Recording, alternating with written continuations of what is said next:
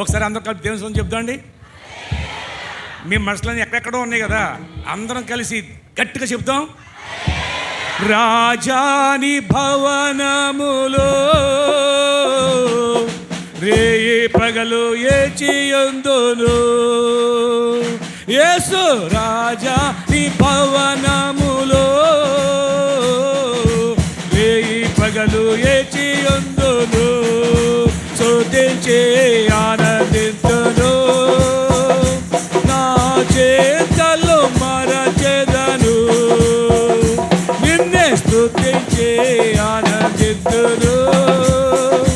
నా చేతలు మరచెదను. ఆరాధనా ఆరాధనా అబ్బా తండ్రి నీకేనయ్యా.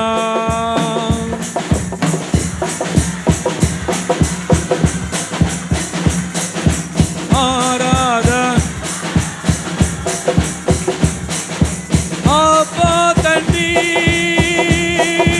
నీకేనయ్యా. రాజాని భవనములో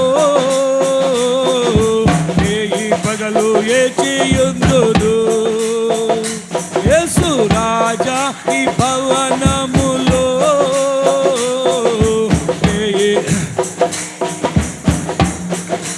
నా బలమా నా కోట ఆరాధన నీకే.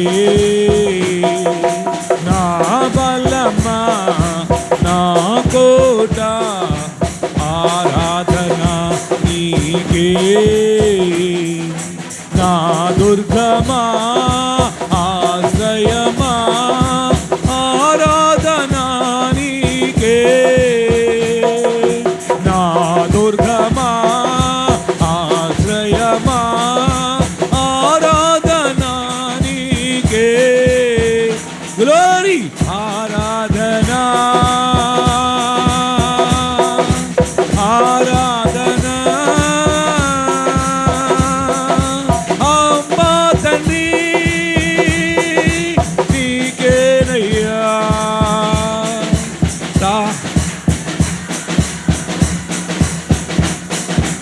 ఆరాధనా అబ్బా తండ్రి నీకేనయ్యా. రాజాని భవనములో రేయి పగలు ఏచియుందును. యేసు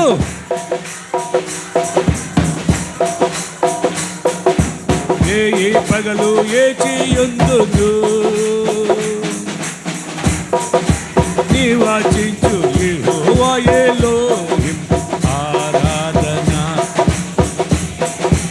గ్లోరీ గ్లోరీ అది అందరూ చెప్పాలి.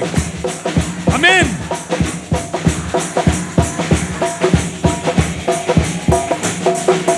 నా యొక్క నీతి యెహోవా చిత్తేను ఆరాధన. గ్లోరీ ఆమేన్. అందరూ చెప్పాలి. నా యొక్క నీతి యెహోవా చిత్తేను ఆరాధన. ఆమేన్. ఆరాధనా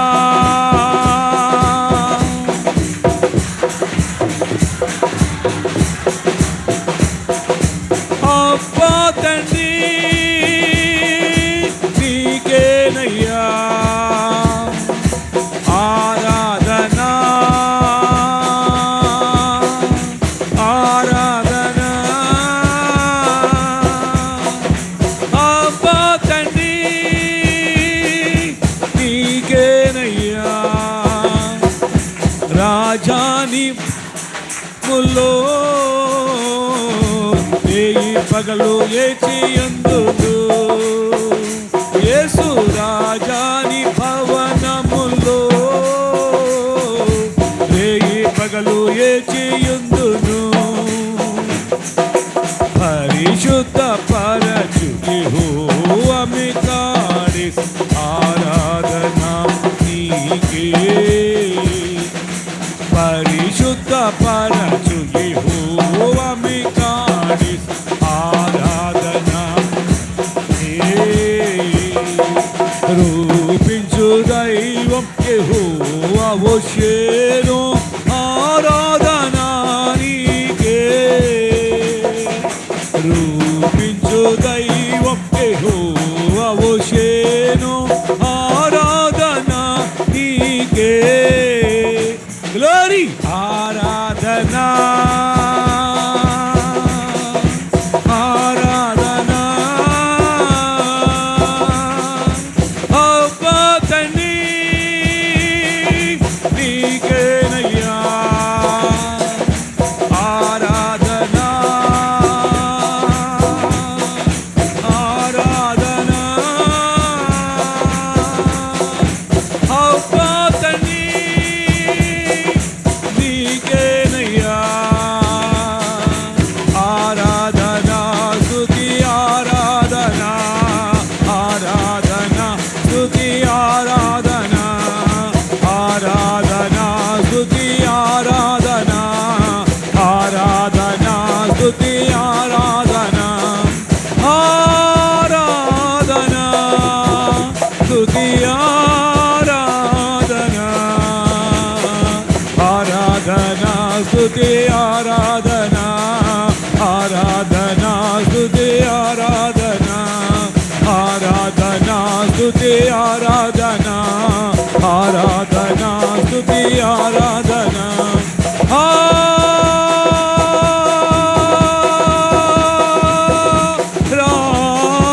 ఆరాధనా స్తుతి ఆరాధనా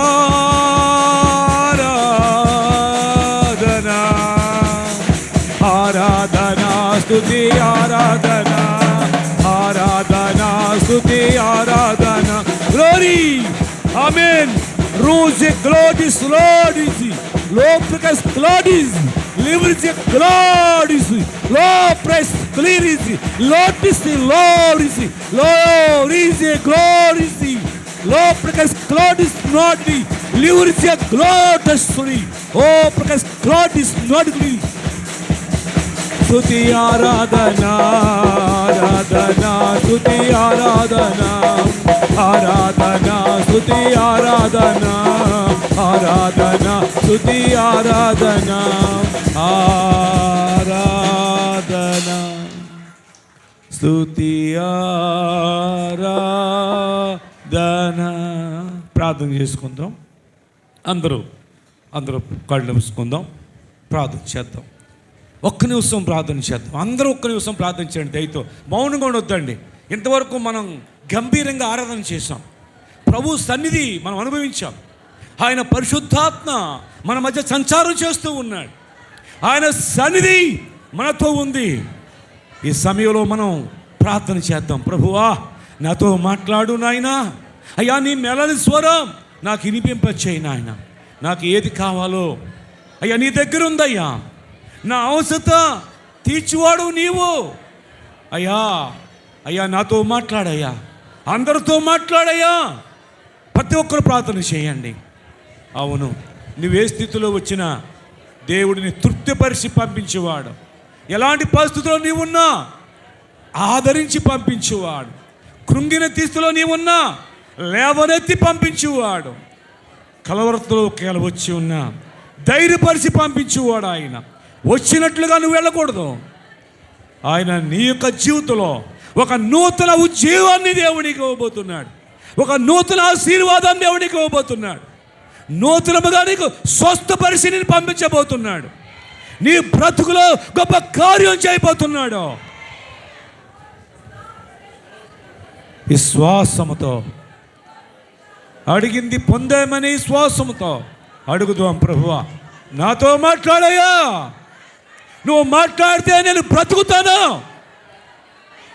నీ మాట బ్రతికించేది, బాధలలో నెమ్మది దయచేసేది ప్రభువా. అటువంటి నీ మెల్లని స్వరాన్ని వినిపింపచేయి. నాతో మాట్లాడయ్యా, నాతో మాట్లాడు తండ్రి. నాతో మాట్లాడు ప్రభువా, నీవే మాట్లాడుమయ్యా, నాతో మాట్లాడు ప్రభువా, నీవే మాట్లాడుమయ్యా. నీవు పలికితే నాకు మేలయ్యా, నీవు పలికితే నాకు మేలయ్యా.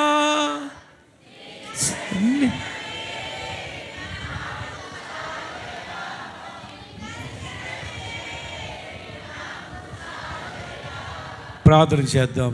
ప్రభువా, నాతో మాట్లాడు తండ్రి, అందరితో మాట్లాడయ్యా. నువ్వు మాట్లాడువాడు, నువ్వు జీవముగల దేవుడవు తండ్రి, జీవాధిపతివి. జీవముగల నీ మాట పలికితే చాలు ప్రభువా.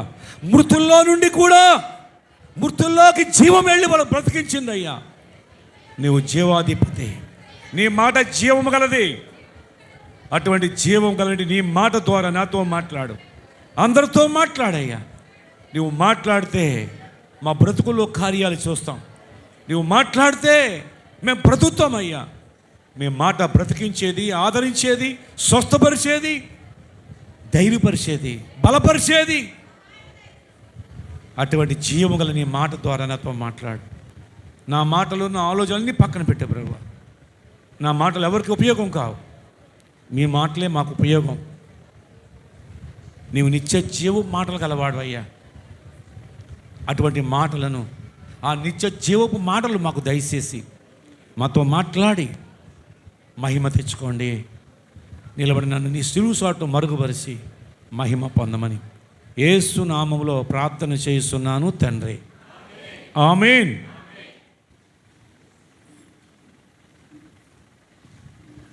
అందరూ కూర్చుందాం. అందరూ కూర్చుందాం. ఆ లోపల అందులో నుండి కొన్ని మాటలను మనం ధ్యానం చేసుకుందాం.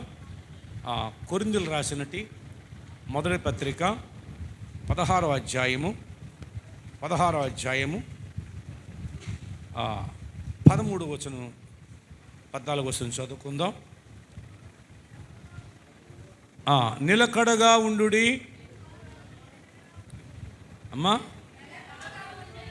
మెలకుగా ఉండుడి, విశ్వాసమందు నిలకడగా ఉండుడి, పౌరుషము గలవారై ఉండుడి, బలవంతులై ఉండుడి, మీరు చేయు కార్యములన్నీ ప్రేమతో చేయుడి.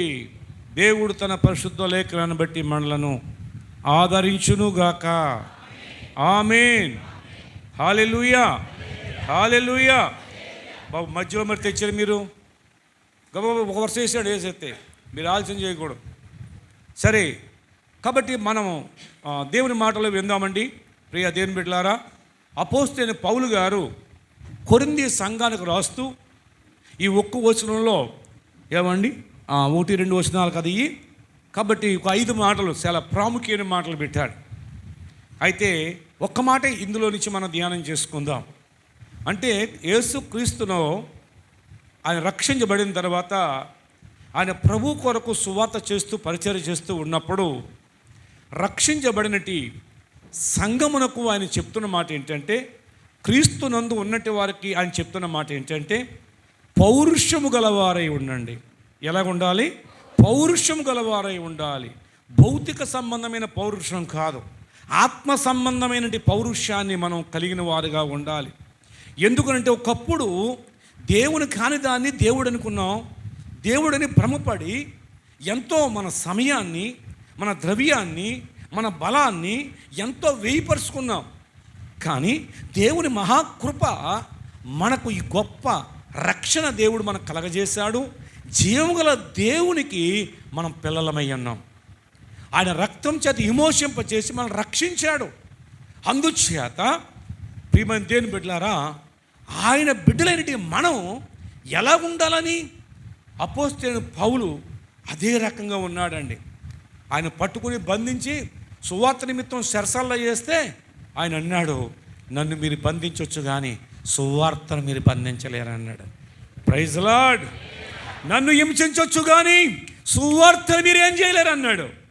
ఆయన చెరసాల్లో ఉండి ఏమండి 4 పత్రికలు రాశాడు. ఏమండి మన జోయిల్ గారు కొంచెం అన్నారు శరపత్రికలు అంటాయి. ఏ పత్రికలో? ఆయన శరలో ఉన్నాడు కానీ బయటికి వెళ్ళిపోయింది, సువార్త వెళ్ళిపోయింది. కాబట్టి పిల్లరా, ఆయన చివరి ఊపిరి పోయే వరకు కూడా రోషం కలిగి ఉన్నాడు. తన యందు రక్షించబడిన వారందరూ, దేవుని బిడ్డలైనబడిన అందరూ కూడా క్రీస్తు కొరకు రోషము కలిగినట్టు వారుగానే ఉండాలని, పౌరుషం కలిగిన వారుగా ఉండాలని ప్రభు కోరుతూ ఉన్నాడు. ప్రభు కూడా కోరుతూ ఉన్నాడు. ఎందుకు అలా కోరుతున్నాడు ప్రభు అంటే, ఆ ప్రభు గురించి ఒక మాట మనం చూడొచ్చు. చూడండి, నిర్గమకాండము 20వ అధ్యాయం 3-4 వచనాలు అనుకోండి. చూడండి, నేను రోషము గల దేవుడను. ఏమండి ఏమని చెప్తున్నాడు? 6వ వచనమా? 20వ అధ్యాయము 5వ అమ్మా. నీ దేవుడైన యెహోవానగు నేను, నీ దేవుడినైనా నేను రోషము గల దేవుడను. Praise lord. దేవుడు ఎలాంటాడు? రోషం ఎక్కువ, ఆయనకి పౌరుషం ఎక్కువ. క్రీస్తు కొరకు మనము కూడా, క్రీస్తు నందు మనము కూడా పౌరుషం కలిగిన వారుగా ఉండాలండి. క్రీస్తు మహిమపరచడంలో, క్రీస్తు ఏమండి మరి ఘనపరచపరచడంలో మన వంతు మనం క్రీస్తు బిడ్డలంగా మనం చూసినప్పుడు వాళ్ళకి ఏమర్థం అవ్వాలంటే, ఏమర్థం అవ్వాలండి? వీళ్ళు పౌరుషం గలవాళ్ళు, వీళ్ళ పౌరుషం గలవాళ్ళు. మనకు మళ్ళీ ఏది మడితే అది తినరు, చూసిన పెంటంతా తినరు. వీళ్ళకి పౌరుషం గలవాళ్ళు అన్నట్టుగా సాక్ష్యం రావాలి పిల్లారా. అవునండి, అటువంటి సాక్ష్యాన్ని మనం సంపాదించుకోవాలని దేవుని వాక్యాన్ని బట్టి గమనిస్తుంది. అయితే కాకుండా దేవుడు తన బిడ్డలైనటి అపోస్తులు అంటారు కదా, అపోస్తుల గురించి అపోస్తులు అనలేదండి, అపోస్తుల గురించి బయట వాళ్ళు అంటారు. పేతురు యోహాను యొక్క ధైర్యం చూసినప్పుడు పూర్తి చేయండి, వీరు యేసుతో పాటు ఉన్నవారని గుర్తెరిగిరి. ఏం చూసినప్పుడు? అపోస్తల కార్యం 4:12 అనుకుంటుంది రాయబడింది కదా. ఏమండి 13 4:13 రాయబడ్డ అపోస్తల కార్యంలో పేతురు యోహాను యొక్క ఏం చూశారు? ఏం చూసారమ్మా? ధైర్యం చూసినప్పుడు వారు విద్యలేని పామరులని తెలిసి ఆశ్చర్యపడి, వాళ్ళు యేసుతో ఉన్నారా, వీళ్ళు యేసుతో ఉండేవాళ్ళు, వీళ్ళు యేసు బిడ్డలరా అందుకునే ఆ ధైర్యం వాళ్ళకే. అవును ప్రియులా, యేసు నందు మనం అందరము కూడా పిరికి వాళ్ళంగా మనం ఉండకూడదు. పిరికి గల ఆత్మ మనకి ఇవ్వలేదు, దత్తపుత్రాత్మ మనకు ఇచ్చాడండి. పౌరుషం కలిగిన ఆత్మ మనకి ఇచ్చాడు, ఆదరణకర్త అయిన ఆత్మ దేవుడు మనకి ఇచ్చాడు. కాబట్టి యేసు క్రీస్తునందు ఆయన బిడ్డలుగా మనం పౌరుషం కలిగిన వారుగా ఉండాలి. అంతేకాకుండా ఆయన మనకు ఇచ్చినటి ఆధిక్యతలు చూస్తే ఏవండి ఎంత అద్భుతంగా ఉంటాయో తెలుసా, ఎంత ఆశీర్వాదకరంగా ఉంటాయో తెలుసా అండి. అవునండి, దేవుడు మనకి ఇచ్చిన అధికారం, ఆధిక్యత. యేసు ప్రభు వారు ఓసారి శిష్యులను అడుగుతూ ఉంటాడు. ఏమని అంటాడంటే ఈ విధంగా అంటాడు, ఇదిగో నన్ను గురించి వీళ్ళందరూ ఏం చెప్పుకుంటున్నారో అని అడిగాడు. శిష్యులను ఏమడిగాడు? నన్ను గురించి ఈ బయట వాళ్ళు అందరూ ఏం చెప్పుకుంటున్నారా అని అడిగాడు ఆయన.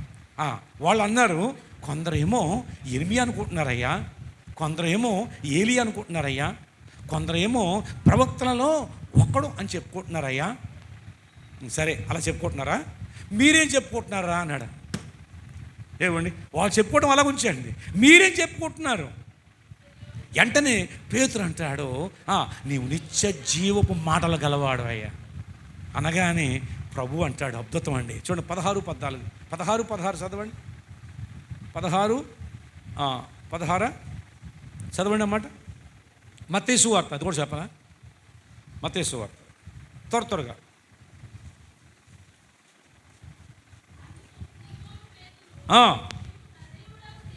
నీవు సజీవుడైన దేవుని కుమారుడు అయిన క్రీస్తువి, నువ్వు సజీవుడు అయినటి దేవుని కుమారుడు అయిన క్రీస్తువి నువ్వు అని చెప్పాడు. అప్పుడు యేసుప్రభు అంటున్నాడు, బర్ యోనా నీవు ధన్యుడు అయ్యా. అంటే నన్ను నీకు అర్థమయ్యింది. నేను చాలామందికి అర్థం కాలేదు. అర్థం కాకే ఒకడు ఇర్మియా అన్నాడు, ఒకడు ఏలియా అన్నాడు, ప్రవక్తలో ఒకడన్నాడు. కానీ నేనేంటో నీకు అర్థమయ్యానయ్యా. నువ్వు ధన్యుడు యోనా అంటాడండి అని. పరలోకంలో ఉన్న నా తండ్రి ఈ సంగతి నీకు బయలుపరిస్థితి తప్ప ఎవరో నీకు బయలుపరచలేదు. ఎవరు బయలుపరిచారు నీకు? పరలోకమందున తండ్రి నీకు బయలుపరిచాడు నేనేంటో అని ప్రభు ఆ మాట అంటాడు. నా తర్వాత వచ్చిన కొన్ని చదవండి. నువ్వు పేతురువు, ఈ బండ మీద నా సంఘాన్ని కడతాను, పాతాళలోక ద్వార దాని ఎదుట నిలవు. పాతాళలోక ద్వారములు దేని ఎదుట? సంఘం ఎదుట నిలవవు. సంఘం అంటే క్రీస్తు రక్తంలో కడగబడిక మనమే ఆయన సంఘం. పాతాళలోక ద్వారములు, సాతాను శక్తులు ఏవి కూడా సంఘము ముందు నిలవబడలేవు. దాని ఆటలు సాగవు. అలాంటి పవర్ఫుల్ సంఘానికి ఇచ్చాడు. పేతురు చెప్తున్నాడు, నిలబడవు ఏవి కూడా. పరలోక రాజ్యం యొక్క తాళం చెవులు.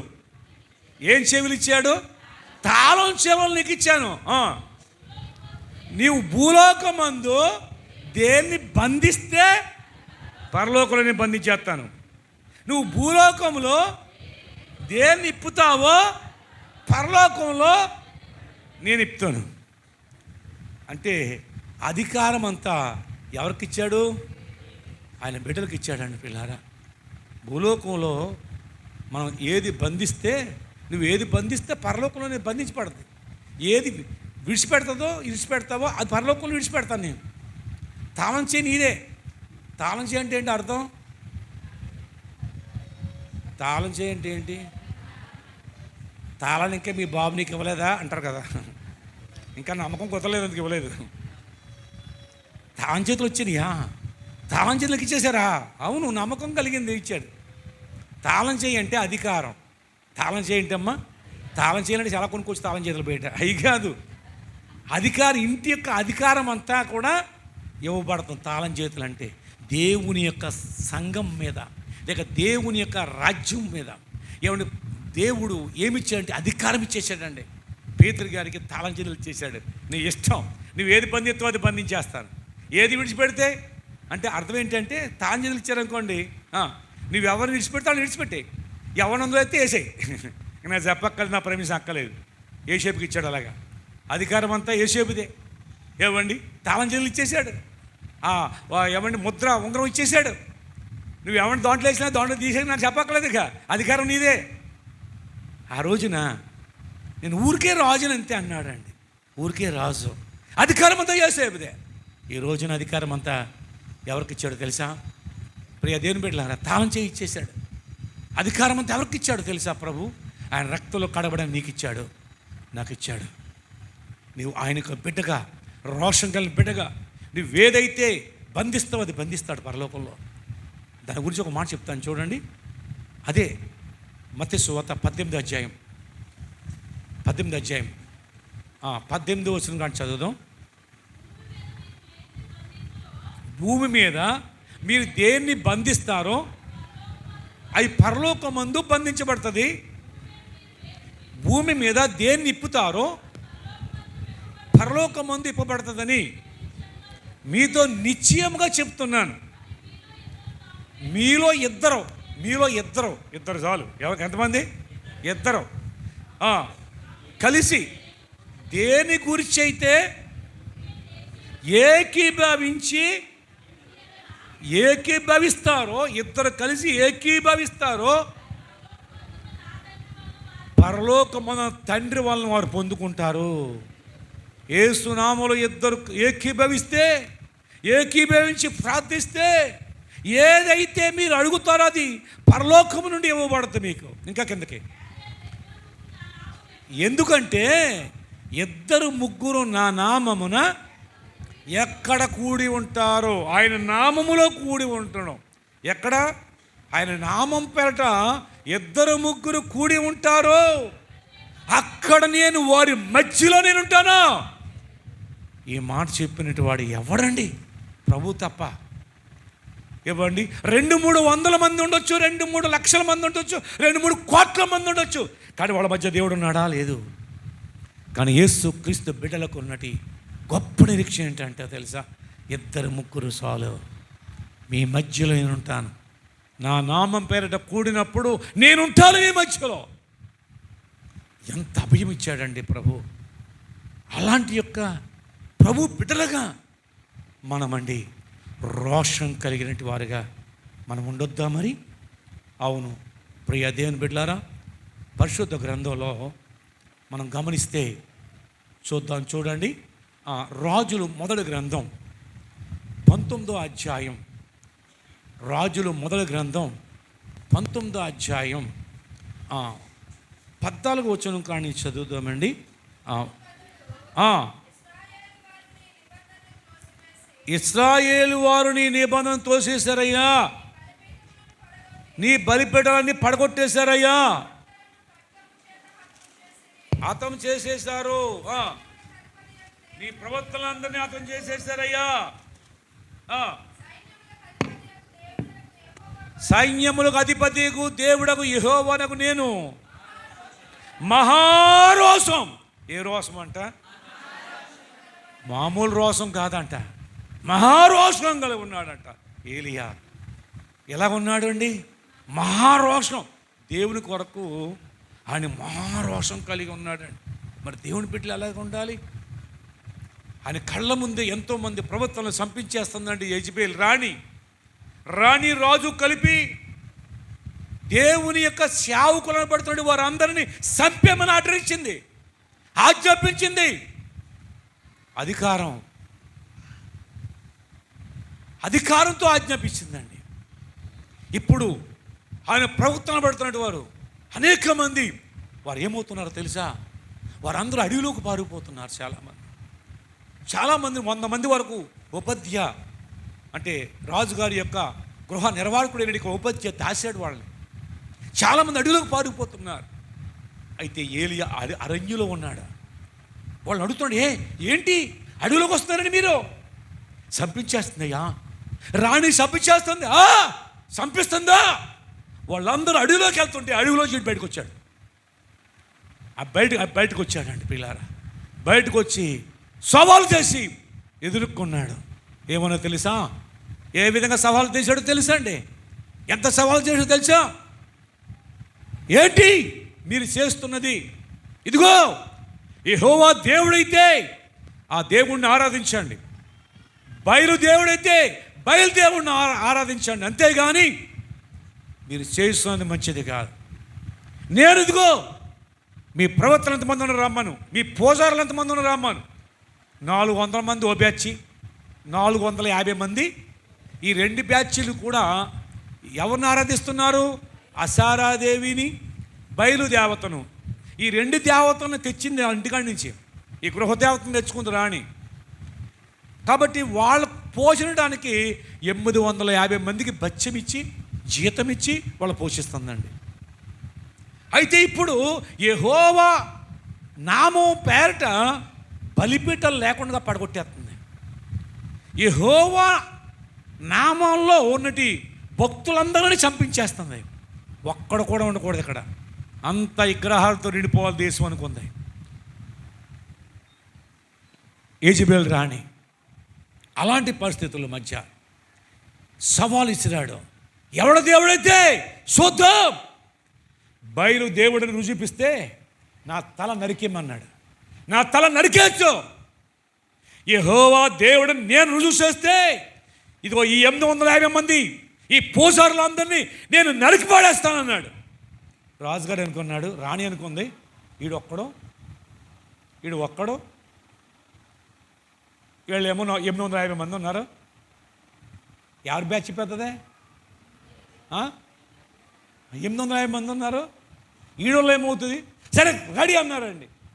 అయితే ఏలీ చెప్పాడు కదా, ఒక ఎద్దు నీకు, ఒక ఎద్దు నాకు. అది ఒక ఖడ్గంతో ఆ మాంసాన్ని సిద్ధం చేసేసి పెద్ద గొయ్యి తీసి కందకం అంటారు. అంటే గొయ్యి తీసి గోతి నిండా నీళ్ళు వేసేసి ఆ నీటిలో మాంసం వేసేయాలి. ఈ మాంసం నీటిలో మునిగిపోద్ది. అలాగే వాళ్ళకు ఒక ఎద్దు, వీళ్ళకి ఒక ఎద్దు. ఆ ఎద్దుల్ని తొణకలు చేసేసి 2 కందకాలు తవ్వి వాటి నిండా నీళ్ళు వేసేసి అందుట్లో మరి ఒక ఎద్దు మాంసాన్ని వేశారు, ఇందులో ఒక ఎద్దు మాంసాన్ని వేశారు. ఏలి అంటాడు, మీరు ఎక్కువ మంది ఉన్నారు కాబట్టి మీకు మొదటి ఛాన్స్ ఇచ్చాను. ఏంటి, ఏం చేయాలి ఇప్పుడు అంటే, ఏం చేయాలంటే ఇదిగో ప్రార్థన చేయాలి, మీ దేవతకి ప్రార్థన చేయండి. అగ్ని లేకుండా ఆకాశం నుండి అగ్ని కురిసి ఈ గంధకంలో పడి ఆ గంధకంలో ములిగి ఉన్న మాంసం అంతా దహించేయాలి. నిప్పేయకూడదు, అగ్ని దిగి రావాలి. మీ దేవతలను అడగండి, పంపించమనండి. దహించేస్తే నన్ను నరికేయచ్చు ముక్కల కింద. లేదు అంటే నేను నా దేవుడికి ప్రార్థన చేస్తాను, అగ్ని వస్తుంది, ఆ గంధకంలో ఉన్న మాంసం అంతా దహించేస్తుంది, అప్పుడు మీ అందరి తలకాయలు నరికేస్తానన్నాడండి. ఓకే అన్నారండి వాళ్ళు. అయితే ఉదయకాలం వాళ్ళకి శాంతి ఇచ్చాడు. ఉదయం నుంచి మధ్యాహ్నం దాకా గంతులు వేశారు, జాతర చేశారు. అలా గంతులు వేశారు, ఇలా గంతులు వేశారు. బైలా రా బైలా అగ్ని పంపండి. ఎంత గొంతులు వేసినా సరే నీరసాలు వచ్చినాయి కానీ ఏం అవ్వలేదు. ఇలా కత్తులు తెచ్చుకుని కోసుకోవడం మొదలుపెట్టారు. అంటే ఆ లోకరి సంబంధమైన విగ్రహార్థ భక్తులు ఏంటంటే మనం చంపుకుంటుంటే మనం కోసుకుంటుంటే ఆ భక్తి మెచ్చుకొచ్చేస్తారని చెప్పేసేసి ఒక మాయ ఏవండి, ఒక భ్రమలో పెట్టాడు సైతానుడు. అది కోసుకుంటారు, గీసుకుంటారు, కత్తులతో కోసుకుంటారండి. ఎంత కోసుకున్నా ఎంత చీల్చుకున్నా రాడు, ఏమీ జరగదండి. అప్పుడు ఏలి అంటాడు, ఒకవేళ నిద్రపోతుందేమో లెగ్గొట్టండి అన్నాడు. ఎలాగుంటుంది వాళ్ళకి?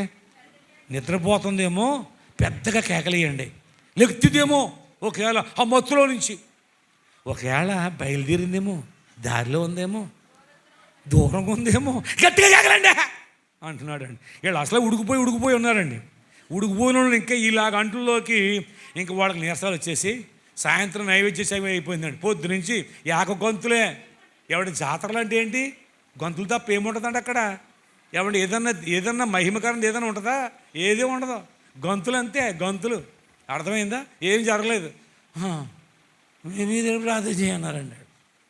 అప్పుడు దేవుడికి ప్రార్థన చేయడు, ప్రభువా నా ప్రార్థన ఆలకించు, నా ప్రార్థన అంగీకరించు. ఈ సమయంలో ఇశ్రాయేలు ప్రజల మధ్య నీవు దేవుడు అని రుజుపరచడం కోసం, ఇక్కడ నాకు ఘనత కోసం కాదు, నీకు ఘనత వచ్చినట్లుగా ఇప్పుడే అగ్ని పంపించి ఈ గంధకాల్లో కురిపించి అందులో మాంసం దహించుగాక అన్నాడండి. బళమంట అగ్ని ఎవడొక దారులతో పడిపోతుందండి. అగ్నిగుండం ఆ పైనుంచి పడిపోతుందండి అగ్ని. అంతే, నీళ్ళని ఇంకిపోని అగ్నికి ఆరిపోని నీళ్ళన్నీ మాంసం అంతా దహించేసి పడిపోయింది. వెంటనే కూడా యెహోవా దేవుడు ప్రజలందరూ కూడా కేకలు పెడుతుంటే అప్పుడు ఏలియా సేవకుడు ఏలికి కత్తి తీసుకున్నాడు. వాళ్ళదే కత్తి తీసుకుని ఒక్కొక్కడిని నరుక్కుంటా ఎంతమంది నరికాడు?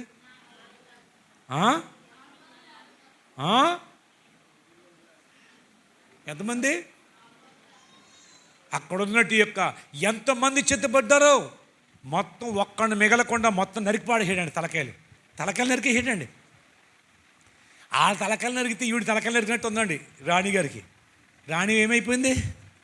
అప్పుడు ఈవిడ అంటుంది, వాళ్ళు ఒక్కళ్ళగా నీ తలకాయ నరకకపోతే నాకు ఎంత కీడన్నా నాకు సంభవించును కాక అని చెప్పించుకుని శపథం చేసిందండి.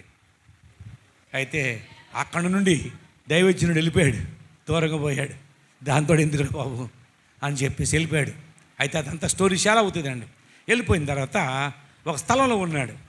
ఆ స్థలంలో ఉన్న తర్వాత దేవుడు అడుగుతున్నాడు, ఏలి ఇక్కడ ఏం చేస్తున్నావు నువ్వు ఇక్కడ ఏం చేస్తున్నావు అంటే, ఆ ఏలి అంటున్నాడు, ఇదిగో నీ ప్రవక్తలందరినీ కూడా చంపించేసింది యెజబెలు, కాబట్టి నేను ఒక్కడే మహారోషము కలిగి, చదవండి ఆ మాట చదవండి.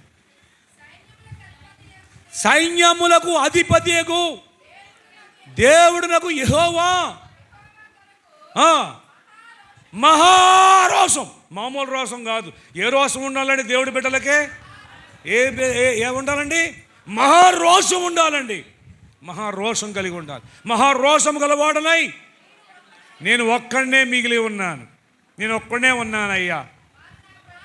వారు నా ప్రాణం కూడా తీయాలని ఎంటబడుతున్నారు. ఎకాయికి సవాలు చేసినప్పుడు వాళ్ళ కాలేదు. ఇప్పుడు నా ప్రాణం తీయాలని నన్ను తరుముతున్నారయ్యా. నేను ఒక్కడనే ఉన్నాను అని చెప్పి ఎప్పుడైతే అన్నాడో తర్వాత వస్తుంది చదవండి. అప్పుడు దేవుడు అంటున్నాడు, అంటే ఇక్కడ గమనించారండి, దేవుడు సర్వ అధికారము ఆయన బిడ్డలకు ఇచ్చాడు, ఆయన దాసులకు ఇచ్చాడు, ఆయన సేవకులకు ఇచ్చాడు. ఇందాక మనం చూస్తే మీరు ఏది ఇప్పబడుతుందో అది ఇప్పబడుతుంది అన్నాడు, ఏది బంధించుతారో అది బంధించబడుతుంది అన్నాడు, ఏది రిలీజ్ చేస్తారో అది రిలీజ్ అవుతుంది అన్నాడు. అంతా ఆధిపత్యం అంతా తన బిడ్డలకు ఇచ్చాడండి దేవుడు. ఇక్కడైతే దేవుడు ఏమంటున్నాడంటే, ఆ స్టోరీ అక్కడతో ఆపేయి, నిన్నేం చేస్తారు, నీ పక్షంగా నేనున్నాను కదా, నిన్ను ఎవడేం చేయలేడు. కానీ నీ పని ఉంది, ఇప్పుడు నీ పని ఉందే. ఎందుకంటే ఇదిగో సిరియా దేశాన్ని పరిపాలించడానికి ఒక రాజు కావాలి. కాబట్టి ఇప్పుడున్న రాజు తీసేయబడతాడు, ఒక రాజు కావాలి. ఇదిగో నీవు వెళ్ళి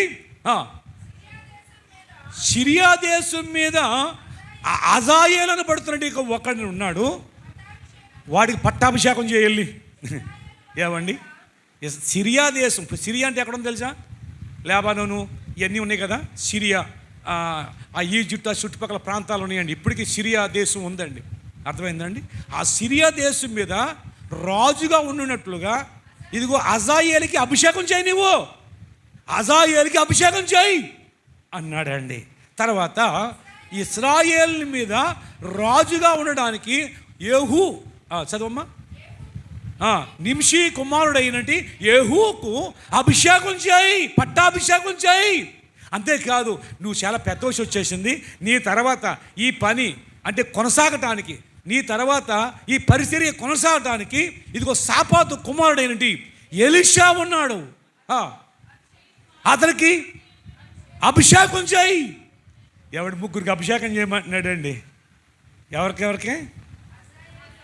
సిరియా దేశం మీద రాజుగా పరిపాలన చేయటానికి ఏమో హజాయేలుకి, ఇశ్రాయేల్ దేశం మీద రాజుగా ఉండి పరిపాలన చేయడానికి యెహూకి, ఆయన తర్వాత ప్రవక్తగా దేవుని పక్షంగా దేవుని పరిచర్య చేయటానికి ఎలీషాకు అభిషేకం చేయమన్నాడు, పట్టాభిషేకం చేయమన్నాడు, ఇంకా అభిషేకం చేయమని చెప్పాడు. ప్రియులారా, గమనించారా?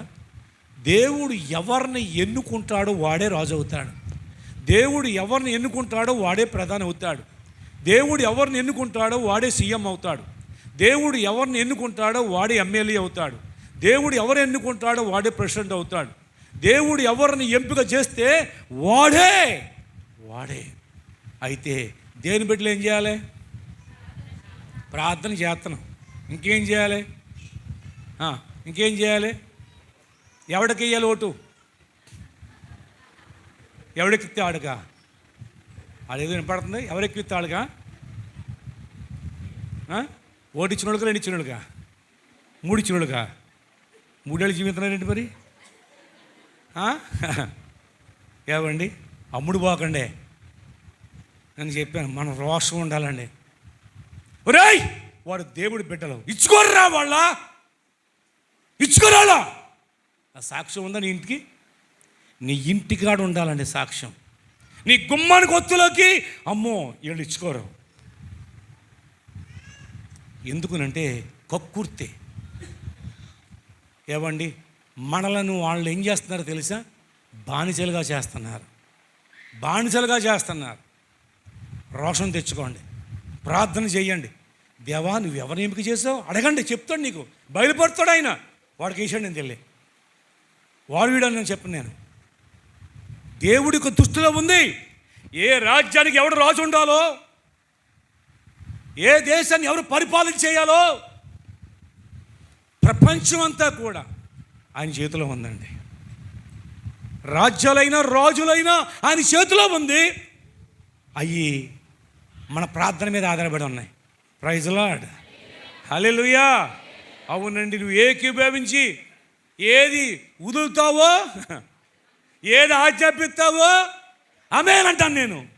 Praise lord. ఆలోచన చేయండి.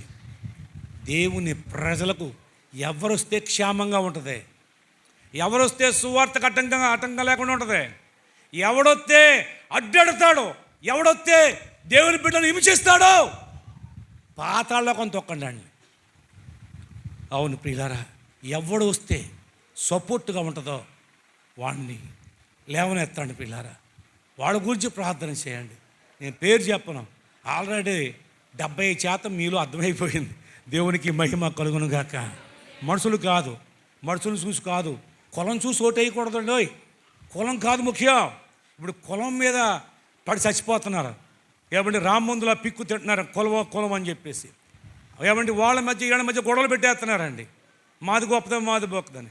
మతం మీద పడి ప్రాణాలు తీసేస్తున్నారండి. మత చిచ్చు రేపేసి. ఏమండి ఒక ఆయన అన్నాడండి, ఏమన్నాడో తెలుసా? ఏమండి ఈ దేవుడు బైబుల్ దేవుడు కావాలా, భగవద్గీత దేవుడు కావాలా, దాన్ని బట్టి మీరు ఓటేయండి అంటున్నాడు. ఎంత పనికి మనలోడో చూడండి.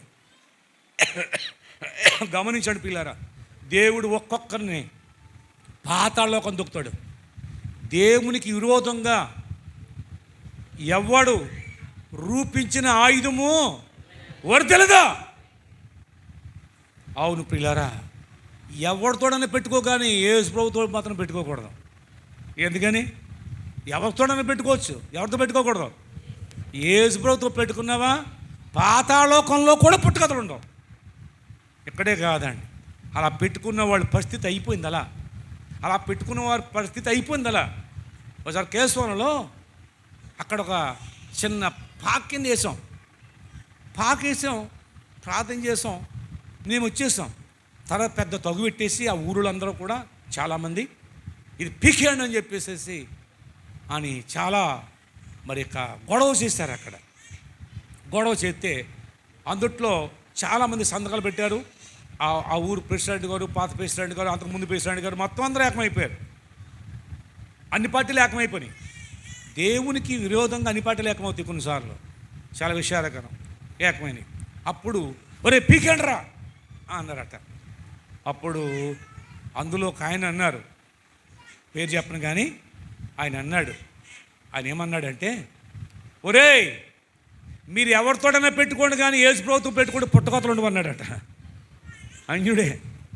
అంతకుముందు నేను 4 నెలలకు ముందు 6 నెలలకు ముందు వాళ్ళ ఇంటికి వెళ్ళి ఆయనకి సువార్త చెప్పాను. ఆయన మాజీ ప్రెసిడెంట్, అప్పుడు సువార్త చెప్పాను ఆయనకి. ఏంటంటే వాళ్ళ భార్యకి కొంత విశ్వాసం అంట. కాబట్టి ఒక ఆయన అన్నాడు, మీరు వచ్చి ప్రార్థన చేయమని అడిగారండి అన్నారు. నేను వెళ్తాను, ఈయన కూడా ఉన్నారు. సరే ఇద్దరు ఉన్నారని చెప్పి నేను కూడా కొంచెంసేపు కూర్చుని యేసు ప్రభు గురించి సువార్త చెప్పాను. ఒక అరగంట చేసి చెప్పాను. సరే చక్కగా విన్నారు, ప్రార్థన చేశాను, వచ్చేసాను.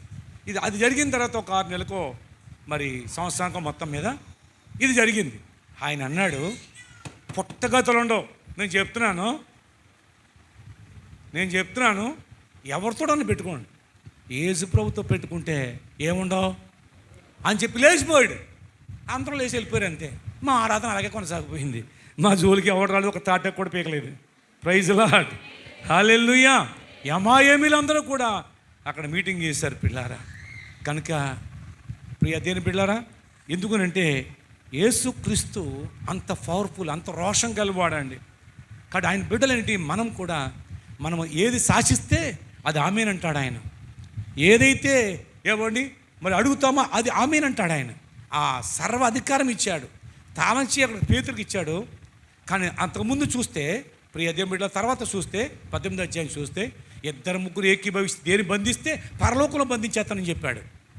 కాబట్టి సర్వ హక్కులు, అధికారం యేసుక్రీస్తు ప్రభువారు ఆయన బిడ్డలకు ఇచ్చాడు పిల్లారా. కాబట్టి మనం దోషం అవ్వద్దు. డబ్బుకు దోషం, డబ్బుకు లోకం దాసోహం అని నేను చెప్పాడు.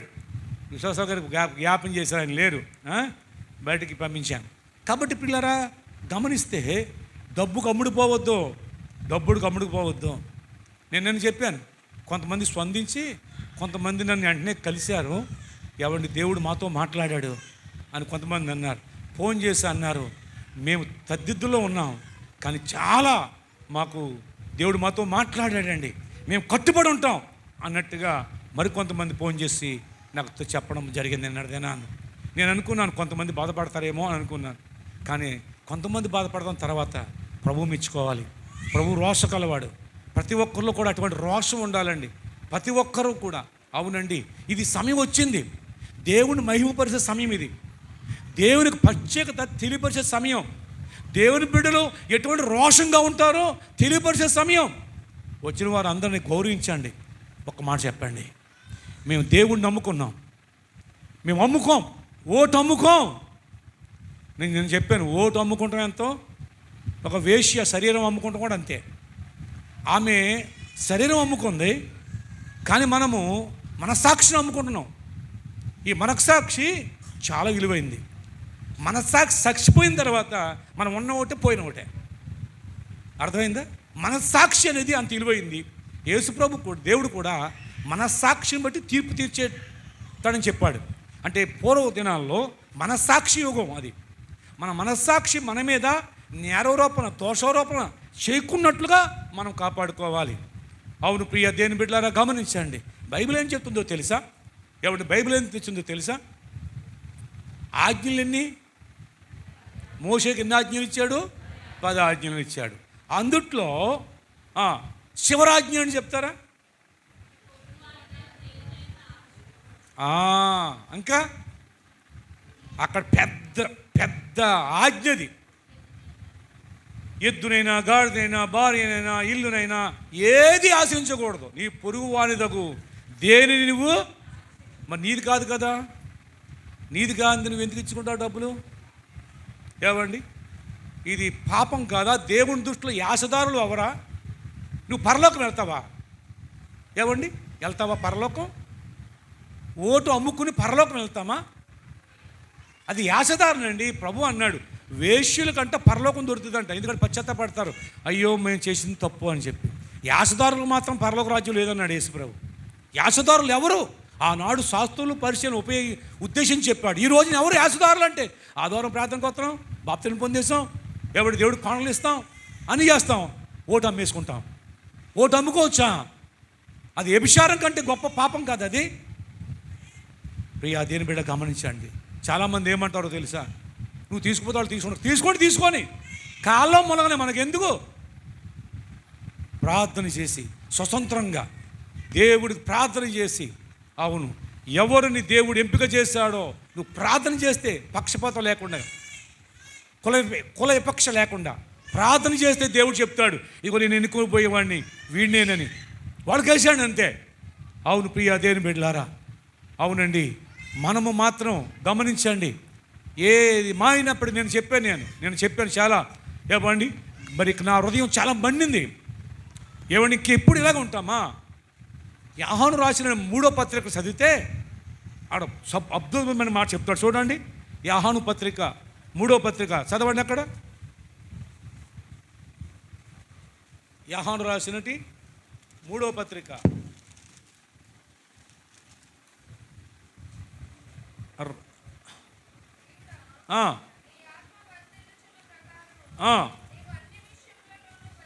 అన్ని విషయాల్లో వర్ధిల్లుసు,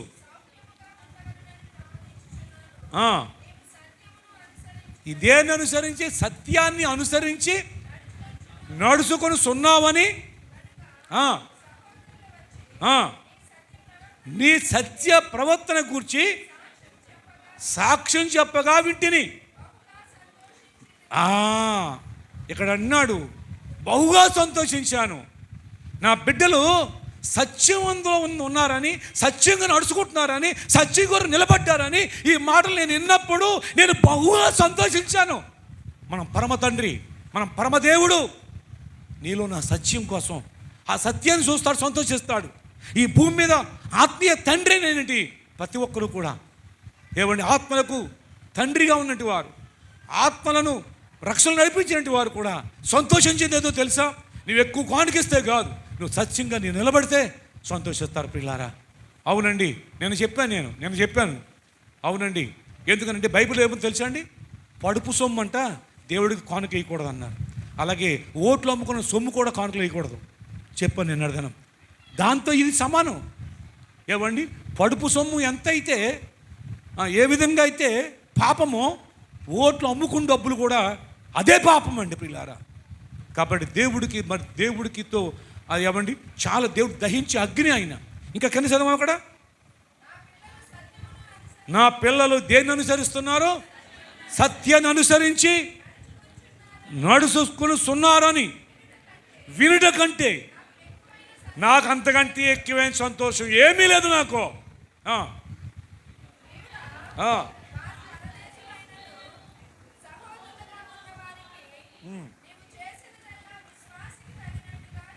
అది సరిపోతుందండి పిల్లరా. ఇక్కడ దేవుని వాక్యం ఎంత స్పష్టంగా రాయబడుతుందండి. కానీ మనం ఏంటి అంటే ఏమండి దేవుళ్ళు మారుతున్నారు, కానీ అప్పుడు ఆ దేవుళ్ళు ఇప్పుడు ఈ దేవుడు, కానీ బ్రతుకు మాత్రం మారకపోతే ఎలా? ప్రియ దేవుని బిడ్డలారా, అవునండి బైబిల్ చెప్పింది ధనము సమస్తమైన కీడులకు మూలం. కీడులోకి నడిపించేది డబ్బు అండి. కానీ చూడండి ఆ మాట చదవండి, నేను చదివించాను కదా తిమోతికి రాసినట్టు మొదటి పత్రిక 6వ అధ్యాయంలో నుండి ఆ మాట చదవండి. ధనము సమస్తమైన కీడులకు ధనాపేక్ష సమస్తమైన కీడులకు మూలం. అంటే ప్రతి కీడు చేయించేది ధనమే, అన్యాయం చేయించేది ధనమే, లంచం ఆశించేది ధనమే, మోసం చేసేది ధనమే, నరహత్య చేయించేది ధనమే. ఈ రకంగా ఏమండి ఎన్నో రకాల హింసలు చెలరేగేవి ధనమే మూలం. ధనము సమస్తమైన కీళ్లకు మూలం. కొందరు దాన్ని ఆశించి ఈ శ్వాసం వదిలేస్తారండి. దాన్ని ఆశించి ఈ శ్వాసం నుండి తొలగిపోయి నానా బాధలతో తామే పొడుచుకుంటున్నారట, తామే చంపుకుంటున్నారంట అండి. ధనాపేక్షలో పడిపోయి ప్రియులారా, దేవుడిని ఏ స్థితిలో పెట్టాడో ఆ స్థితిలో తృప్తి కలిగి ఉండవు. ఉన్నతమైన స్థితిలో పెట్టాడా తృప్తి కలిగి ఉండు, లేమి స్థితిలో పెట్టాడా తృప్తి కలిగి ఉండు. ప్రియమైన దేని బిడ్డలారా, లేమిలో ఉన్నప్పుడు ఉన్న స్థితిలో ఉన్న వారిని చూసి అసూయపడొద్దు. ఒకవేళ లేములో ఉన్న వాళ్ళని చూసి నువ్వు ఉన్న స్థితిలో ఉన్నావేమో వాళ్ళని చూసి వారి మీద మరో రకంగా మరి బలహీనమైన మాట్లాడొద్దు. దేవుడు వాళ్ళు అక్కడ ఉంచాడు, నేను ఇక్కడ ఉంచాడు. కానీ గమనించండి ప్రియమైన దేవుని బిడ్డలారా, అవునండి ఇక్కడ దేవుని వాక్యం బట్టి మనం గమనించినట్లయితే దీని ద్వారా పొడుచుకుంటున్నారండి, నాశనం అయిపోతున్నారండి. అవును, దేవుడు ఎవరిని ఎక్కడెట్టాలో ఎప్పుడు ఎక్కడ ఉంచాలో అక్కడ ఉంచుతాడు. దాన్ని బట్టి నువ్వు చింతించొద్దు. లాజర్ని అక్కడ ఉంచాడు వాకిట్లో, ధనవంతుడిని ఆ ఇంటి యజమానుడిగా ఉంచాడు. కానీ ఆ తర్వాత ఏమైంది? తారుమారు అయిపోయిందండి ప్రియులారా. ఈ భూమి మీద ధనవంతుడు కానీ అక్కడ గొప్ప దరిద్రుడి కంటే దరిద్రుడు అయిపోయాడు. పరలోకంలో పాతాళలోకంలో పడిపోయాడు. కానీ ఇక్కడ దరిద్రుడిగా ఉన్నాడు, కానీ వాకిట్లో పరలోకంలో అబ్రాహాము రొమ్మును ఆనుకుంటూ ఆనందిస్తూ ఉన్నాడండి. మనం పరలోకంలో ఆనందిస్తూ ఉండాలండి, పాతాళలోకానికి వెళ్ళకూడదండి. ఆ పాతాళం తప్పించాలని కదా యేసు ప్రభు నీకోసం ప్రాణం పెట్టాడు. నీకోసం ప్రాణం పెట్టినంతగా ఆయన ఎంతగానో చిత్రహింసలు పొందాడు. ఆ విధంగా నీకు రక్షణ ఇచ్చాడు కదా. ఈ రక్షణ అమ్మేస్తావా ఏంటి? అలా అమ్మినట్టు వారిని మనం చెప్తాను కొంత. ఇస్కరియోతు యోధ ఎవరిని అమ్మేశాడు?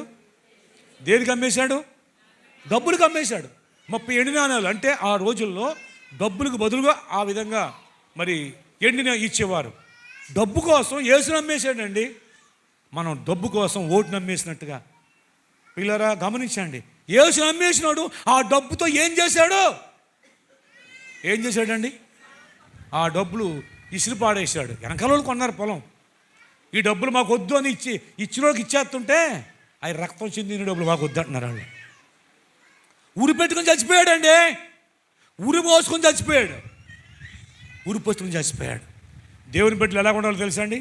ఎలాంటి రోషం కలిగి ఉండాలో 4 మాటలు చెప్తాను చూడండి. అపోస్తల కార్యములు 4వ అధ్యాయం 34వ వచనంలో ఒక మాట చదువుతామండి. అపోస్తల కార్యములు 4:34 కొన్ని మాటలు చెప్తాను. 5 మాటలు రోషం వచ్చే మాటలు చెప్తాను. ఖచ్చితంగా మీరు ఆ మాటలు వినండి. భూములైనను ఎండ్లైనను కలిగిన వారందరూ వాటిని అమ్మిన వాటి వెల తెచ్చి అపోస్తుల పాదముల యొద్ద పెట్టుచూ వచ్చారట.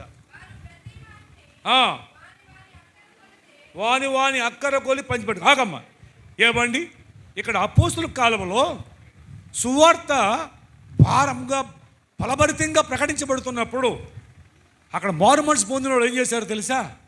మేము మీతో పాటు సువార్త చేస్తాం, మా భూములు ఉన్నాయి, మా పొలాలు ఉన్నాయి, మా స్థలాలు ఉన్నాయి, మా ఇండ్లు ఉన్నాయి, మాకు వద్దు, మీతోనే ఉండిపోతాం అని వాటిని అన్నీ అమ్మేశారు. అమ్మేసినట్టు ఆ డబ్బు తెచ్చి ఎక్కడెట్టారు? పాదాల మీద పెట్టారా, నెత్తి మీద పెట్టారా? పాదాల మీద దగ్గర ఉండాలండి. డబ్బు అనేది పనివాడు. నీ చెప్పులు ఎక్కడ ఊడుతో అంతే కదా, చెప్పులు అవసరమే, కానీ ఎందుకు అంటే నువ్వు ప్రయాణానికి అవసరం.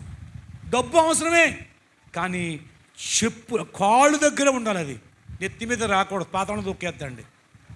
అర్థమైందండి? డబ్బు ఎక్కడ ఉండాలంటే అది పనివాడు, యజమానుడు కాదు. చాలామందికి యజమానుడిగా ఉంటారండి. కళ్ళకు అద్దుకుంటాం, దాన్ని ముద్దెట్టుకుంటాం. అది యజమానుడు కాకూడదు. యజమానుడు అయితే నిన్ను నాశనం చేసేద్ది. నీవు ఏం చేస్తుందో తెలిసి అది యజమానుడు అవ్వాడు కాబట్టే ఇక్కడ అమ్మేశాడండి యేసుప్రభుని. కానీ ఇక్కడ మరొక విషయం చెప్తాను. ఒక సైన్యాధిపతి కుష్ఠరోగంతో ఉంటే దైవ సేవకుడి దగ్గరికి వచ్చాడు.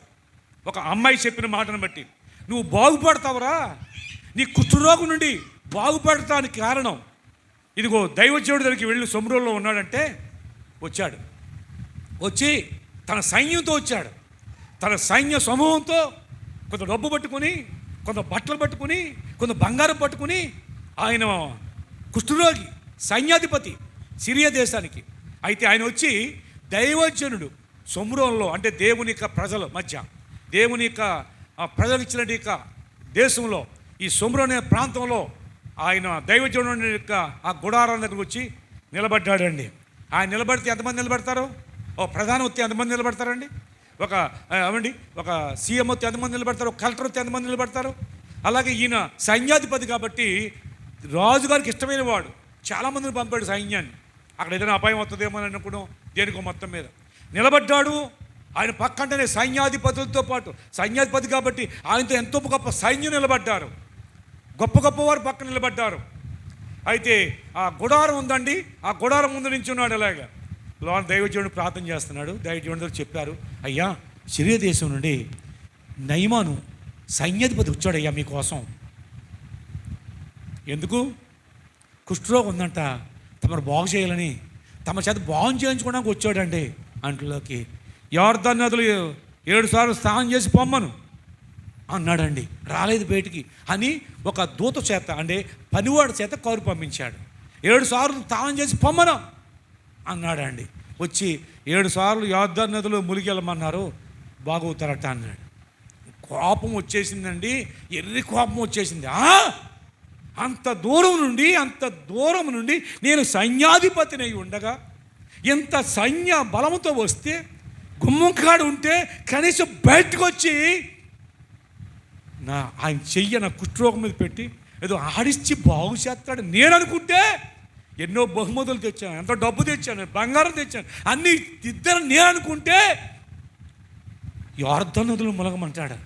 మా దేశంలో అభయ నదని, మా దేశంలో అర్బాస్ నదని, ఎన్నో నదులు ఉన్నాయి, ఎంతకంటే గొప్ప అక్కడ ములగలేనంటే హై అని చెప్పి కోపంతో వెళ్ళిపోయాడు. పనివాడు అన్నాడు, ఏమండి ఒక మంచి పని చేయమండి చేస్తారు కదా, ఏమో ఆ నోట్లో ఏముందో, ములిగితే పోయిందేముందండి, 7 సార్లు పని ములగండి, 7 సార్లు ములగమన్నాడు కదా, కష్టం కాదు కదా అని బ్రతిమలాడాడు. 7 సార్లు స్నానం చేయగా, 7 సార్లు ములగగా దేహం అంతా పసిపిల్ల దేహంగా అయిపోయిందండి. కుష్ఠరోగం అంతా పోయింది, శరీరం పసిపిల్ల దేహం అయిపోయిందండి. చూసుకోగానే అనుకుని తన గర్వం అంతా వదిలేశాడు.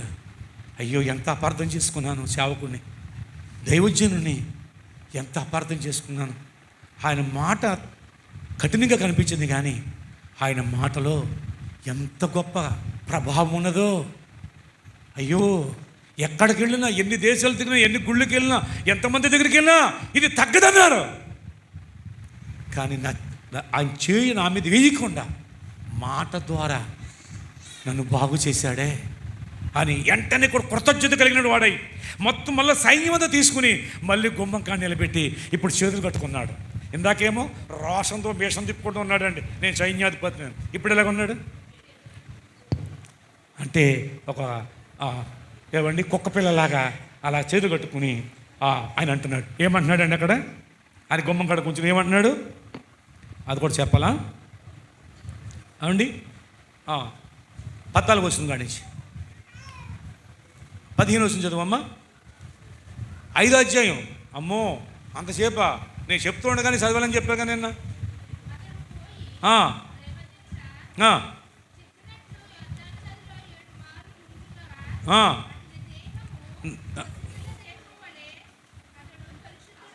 ఎన్నో వచనం 15.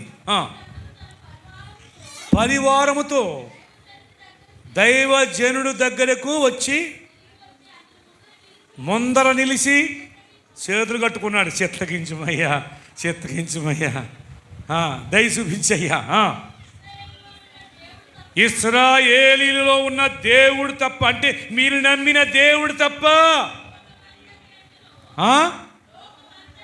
లోకమంతా తిరిగి చేయడిన ఈ రోగం బాగు చేయించుకుంటానని లోకంలో ఉన్న ఎవరిని తీర్థయాత్రలు తిరిగాడు, అన్ని గుళ్ళకి వెళ్ళాడు, అన్ని ఎవరి వైద్యుల దగ్గరికి వెళ్ళాడు. అందరూ అన్నారు తగ్గదిపోమన్నారండి. అందుచేత అంటున్నాడు, లోకములో మీ దేవుడు తప్ప ఏ దేవుడును లేడని నేను ఎరుగుదును. సాక్ష్యం చూడండి ఎంత మంచి సాక్ష్యమో. నీ దాసుడని నా యొద్ద ఈ బహుమానం తీసుకోయ్యా. బాబా డబ్బు తీసుకోవయ్యా. 1,00,000 రూపాయలు తెచ్చాను. 1,20,000 1,00,000 తెచ్చానయ్యా. ఆ రోజుల్లో క్రీస్తు పూర్వం ఆ రోజుల్లోనండి. ఇదిగోనయ్యా బట్టలు తెచ్చానయ్యా, రాజు వస్త్రాలు తెచ్చానయ్యా, అయ్యా బంగారం తెచ్చానయ్యా. కొంచెం బాబు తీసుకో బాబు పడా నవ్వుతున్నాడండి. చదవమ్మా. నేను ఎవరి దగ్గర నిలబడి ఉన్నానో ఇశ్రాయేలు దేవుడినటి ఆ యెహోవా జీవముతోడు నీ దగ్గర నేనేమి తీసుకో. నాకు వద్దా, నాకెందుకు, పట్టుబా, నీకు నీవే పట్టుబా అన్నాడండి. అంతే. ఇంకా ఆయన మాటకి ఏం మాట చెప్పని వెళ్ళిపోతున్నాడు. బతిమాలాడు, గడ్డం పట్టుకున్నాడు, కాళ్ళు పట్టుకున్నంత పని చేశాడు. అసలు ఒప్పుకోలేదండి. అసలు ఒప్పుకోవద్దు, పట్టుబా. అయితే ఇంకో శిష్యుడు ఉన్నాడండి గేహాజీ. వాడు పక్కన సప్లెత్తనాడు నోరు. ఆయనకి అక్కలపోతే నాకు ఇచ్చేయచ్చు కదా, ఆయనకి అక్కలపోతే నాకు ఇచ్చేయచ్చు కదా అన్నట్టుగా చూస్తున్నాడండి. ఆయన వెళ్ళిపోయాడు. ఈయన ప్రార్థనలోకి వెళ్ళిపోయిన తర్వాత ఈయన మనసంతా పీకేస్తుందండి. దేని మీద పడిపోయింది? దేని మీద అండి? ఆ బహుమానం మీద పడిపోయిందండి.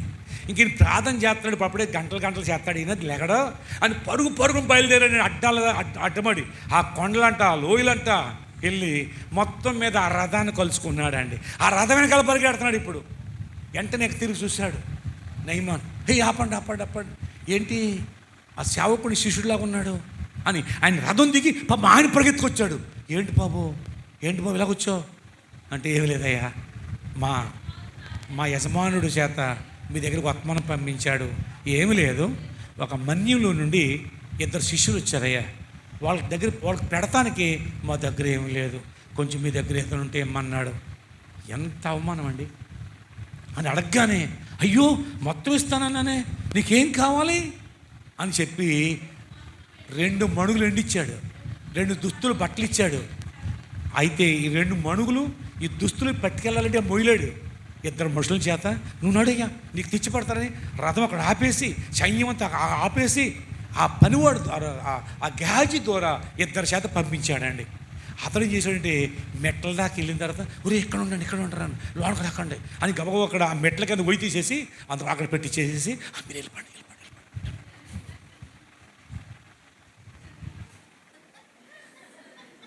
వచ్చాడండి. వచ్చి ఏమన్నట్టు నుంచి ఉన్నాడు అడుగుతున్నాడు. 25 లోపలికి పోయి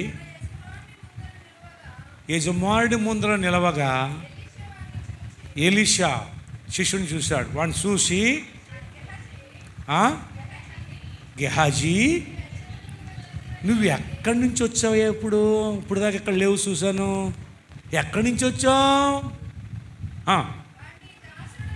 నీ దాసుడినైనా నేను ఎక్కడికి పోలేదయ్యా, ఇక్కడే ఉన్నాను. నువ్వు పరధ్యానంలో ఉన్నావేమో, ఎక్కడికి వెళ్ళా? చాలామంది పిల్లలు ఇదే చెప్తారు, ఎక్కడికి వెళ్ళేవురా? ఎక్కడికెళ్ళలేదు, ఎక్కడ ఉన్నాను. ఎక్కడికి వెళ్ళావు అమ్మాయి? ఎక్కడికి వెళ్ళలేదు, ఎక్కడ ఉన్నాను. ఊరు సక్క పెట్టేసారు అప్పటికే. ఏమండి అంటున్నాడు, నేను ఎక్కడికి పోలేదయ్యా, ఇక్కడే ఉన్నాను అంటున్నాడండి. అప్పుడు కోపం వచ్చిందండి ఎలీషాకి. అప్పుడు ఎలీషా వానితో, ఆ మనుష్యుడు అంటే నయమాన్, ఆ మనుష్యుడు రథము దిగి నిన్ను ఎదుర్కొన్నప్పుడు, నువ్వు తిరిగి వచ్చినప్పుడు నా మనసు నీతోనే రాలేదా? నీతో వచ్చింది నా మనసు. నువ్వెవరిని కలిసావో, ఎక్కడికి వెళ్ళావో, ఏ అబద్ధాలాడావో, ఏ అబద్ధాలాడి నా మీద పెట్టి, ఎంత అవమానం. ఇస్తే వద్దని వెనకాల మనిషిని పంపించి, నేను పంపించినది అబద్ధం ఆడి, ఎంత అవమానం. నాకు ఎంత అవమానం, దేవునికి ఎంత అవమానం. వాడు అక్కడికి వెళ్ళి ఎంత ఘనంగా చెప్పుకుందుడు దేవుణ్ణి, ఎంత ఘనంగా బహింపడుతుడు. ఈ దేవుడు కాక ఇంకెవరో లేరని వద్దనగానే అన్నాడు. ఏమన్నాడు తెలుసా? వద్దనగానే, అయ్యా 2 బళ్ళు మట్టెట్టుకు వెళ్తానే, నేను మా యజమాని పూజ చేసినప్పుడు మట్టి వేసుకున్నాను అక్కడ, ఆ శాప నా మీద రాకుండా అని చెప్పి, ఈయనే దేవుడని విశ్వాసం ఉంచి వెళ్ళాడు ఆయన. ఆయన దగ్గర నువ్వు మాట్లాడేది దేనికోసం? ఈ డబ్బు కోసమా? ఈ పనికి మళ్ళీ డబ్బు కోసమయ్యా? నా మనసు నీతో రాలేదా అనగానే గుండాగినంత పని అయిపోయింది దానికి. అయ్యి బాబు తెలిసిపోయిందా? ఏమండి, మనిషికి తెలియకపోవచ్చు కానీ దేవుడు తెలీదా? దేవుడు తెలుసు కదా. మన యాసధారణ అంతా దేవుడు తెలుసు కదమ్మా. అవునండి, పైకి ఒకవేళ నటించవచ్చు మనం, కానీ దేవుడు హృదయంలో అంతరంగాన్ని చూస్తాడండి. అప్పుడు ఏమన్నాడు తెలుసా? ద్రవ్యము, వస్త్రములను, ఒలివ చెట్ల తోటలను, ద్రాక్ష తోటలను, గొర్రెలను, ఎడ్లను, దాసీలను, దాసులను, దాసదాసీలను సంపాదించుకున్నటకు ఇది సమయమా? ఇది సమయమయ్యా. దేవుణ్ణి మహిమపరచడానికి కదా మనం ఉన్నది. దేవుని మహిమపరిచే కదా, మహిమపరచాలి కదా మనం, మన బాధ్యత. ఇలా సంపాదించుకునే ఇది సమయమా? కాబట్టి గమనించు, నయమాను ఏదైతే వదిలించుకున్నాడో, ఏది వదిలించుకున్నాడో? కుష్ఠరోగం. ఆయన వదిలించుకుని రక్షణ పట్టుకుని వెళ్ళాడు. ఆ వదిలించుకుని నువ్వు రక్షణ అక్కడ అమ్మేసి కుష్ఠరోగం తెచ్చుకున్నావు. అందుచేత నీకును నీ సంతతికిని సర్వకాలము అంటి ఉండును. అంతే. చెప్పగానే మంచు వలె తెల్లనినైనా కుష్ఠము కలిగి అక్కడ ఎదురుగానే ఆ మాట అనగానే కుష్ఠరోగంగా మారిపోయి అక్కడి నుంచి చిక్కుతో వెళ్ళిపోయాడు. ఎంత దారుణం అండి. ఏం తెచ్చుకున్నాడు? డబ్బు కోసం ఆశించి, డబ్బు ఆశించి ఏం తెచ్చుకున్నాడు? కుష్ఠరోగం తెచ్చుకున్నాడు. ఆయనేమో వదులుకున్నాడు, ఈయన తగిలించుకున్నాడు. ప్రియులారా, దాని ద్వారా వచ్చే శాపం ఎంతో తెలుసండి. చాలామంది ప్రియులారా ఏమైనా లంచాలండి, మోసాలండి. దేనికోసం? డబ్బు. వాడు తింటారా? వారి బిడ్డలకు శాపం అండి. బిడ్డలకు పెండ్లట్టుని ఎలాడుతండి. వారి పూర్వదినాల్లో శాపం అనేది ఆ పెండ్లట్టుని ఎలాడుతండి, తరతరాలకు ఈడ్చికొడతండి. ఎక్కడో ఒక చోట వాళ్ళకి ఎందుకో పడికి రాకుండా పోతారండి. న్యాయబద్ధంగా సంపాదించిందే ఉంటుంది, అన్యాయమైనది ఉండదండి పిల్లారా. నీది కాదు ఇది. అవునండి, అబద్ధమాడి తెచ్చుకున్న అక్కడ కుష్ఠరోగం అయిపోతాం అన్నాడు. ఇంటికి వెళ్ళాడు కుష్ఠరోగంతో. ఇంటికి వెళ్ళాడు, ముసుగేస్తూ ఇంటికి వెళ్ళినప్పటికీ వాళ్ళ ఆవిడ కుష్ఠరోగంతో ఉందండి. వాళ్ళ అబ్బాయిలు కుష్ఠరోగాలతో ఉన్నారు, వాళ్ళ అమ్మాయిలు కుష్ఠరోగాలతో ఉన్నారు. ఇంట్లో ఎవరిని చూసినా కుష్ఠరోగంతో ఉండిపోయారండి. వాళ్ళు అనొచ్చు, ఏమండి తన భార్య అనొచ్చు, ఏమండి మాకేంటండి ఇదేంటి మీరేంటండి, ఏం చెప్తాడు? మాట్లేదు. డాడీ ఏంటి డాడీ ఇలాగ అయిపోయింది మాకు, అయ్యో నువ్వేంటి.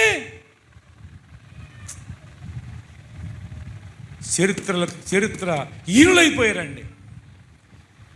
ఏలియా శిష్యుడు ఎలీషా రెట్టింపు అభిషేకించబట్టి రెట్టింపు కార్యాలు చేశాడు.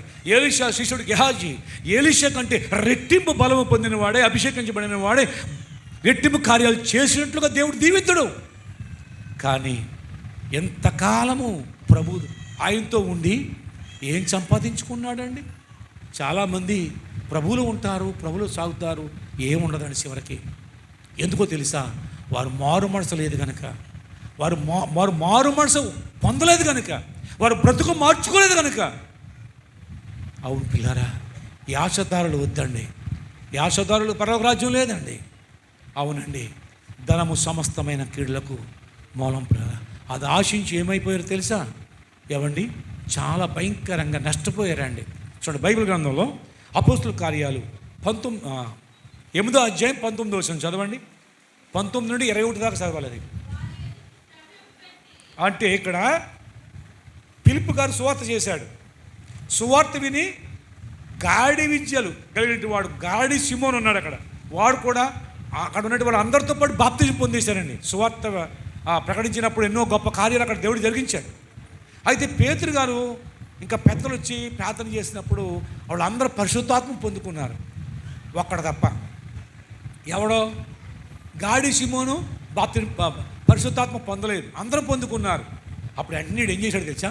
దబ్బట్టుకొచ్చి పేతురు గారు పాదాల దగ్గర పెట్టాడు. చదవమ్మ అక్కడ. వారి ఎదుట ద్రవ్యము పెట్టి, నేను ఎవడి మీద చేతులు ఉంచితే పరిశుద్ధాత్మని వరం వచ్చేయాలి వాడికి, ఈ అధికారం నాకు ఇవ్వండి అని అడుగుతున్న డబ్బెట్టి. అందుకు పేతురు, నువ్వు ద్రవ్యం ఇచ్చి దేవుని వరమును సంపాదించుకుంటానని తలంచుతున్నావా? నీ వెండి నీతో కూడా నశించునుగాక, నీ ఎండి నీళ్ళు కూడా నాశనం తీసుకెళ్ళిపోతుంది గాక అన్నాడండి. పిల్లరా, డబ్బుతో ఏదైనా చేయొచ్చు అనుకుంటారు చాలామంది. ఆ డబ్బుతో నీ జీవితం సర్వనాశనం చేద్దాం. డబ్బు మనం డబ్బు ఎలాగ వాడాలో అలా వాడకపోతే ఆ డబ్బే నీకు ఊరి. గమనించండి పిల్లారా, దానికి నీవు ప్రథమ స్థానం ఇచ్చావా నీకు ఊరవుద్ది. దాన్ని నీ కాళ్ళ దగ్గర పెట్టుకోవాలి. దాసుడు అనుకో, దాని చేత పని చేయించుకో, అప్పుడు నీకు ఘనత. ప్రభువును మొదటి స్థానం పెట్టు, డబ్బును కాదు. డబ్బుకి ఇవ్వద్దండి స్థానం, ప్రభువుకు ఇవ్వండి. పరిశుద్ధ గ్రంథంలో మనం ఇంకను ఆలోచన చేస్తే చూడండి, యోధా పత్రిక 1వ అధ్యాయం 11వ వచనం. యోధా పత్రిక 1వ అధ్యాయం 11వ వచనం. ఒక్క మాట చదవండి అక్కడ. అయ్యో వారికి శ్రమ, కయ్యోను నడిచిన మార్గంలో నడిచారు, బహుమానము పొందవలెనని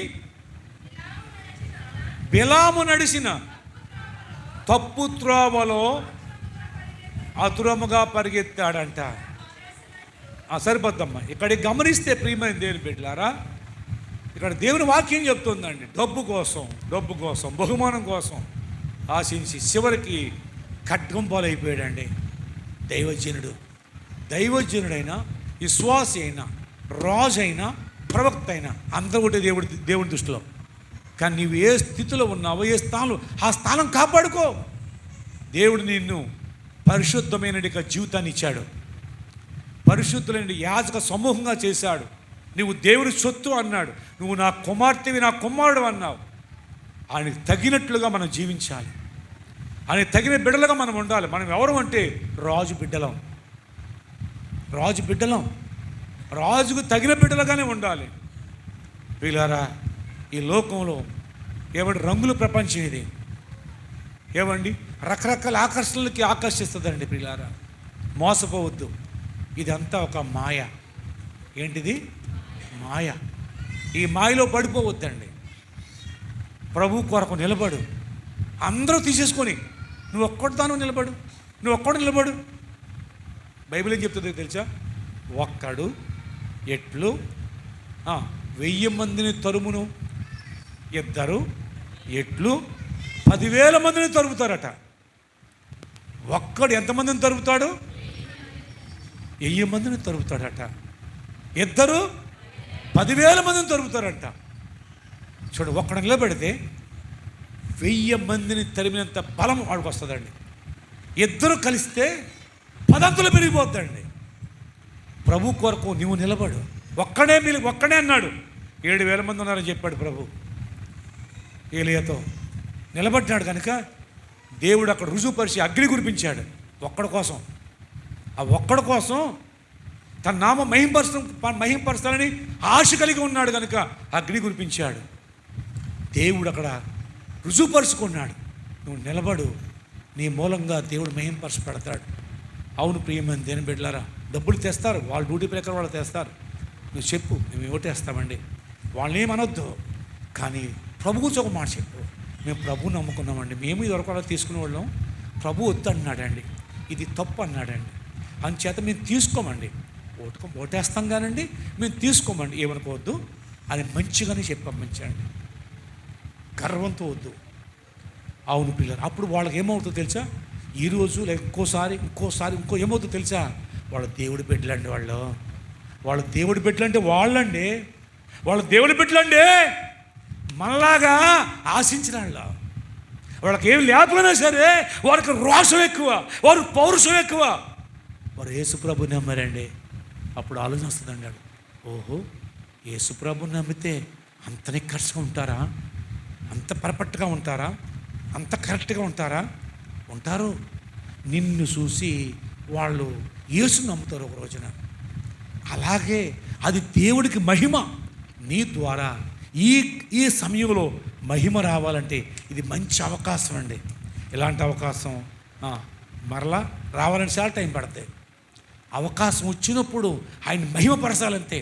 ఆయన కొరకు మనం నిందించబడినా పర్లేదు, తుణీకరించబడినా పర్లేదు, కొంతమంది మనల్ని చాలా తేలికగా మాట్లాడినా పర్లేదు, మాట్లాడుకొని ప్రభు నీ పక్షాన ఉంటాడు, ప్రభు నేను మహిమపరుస్తాడు.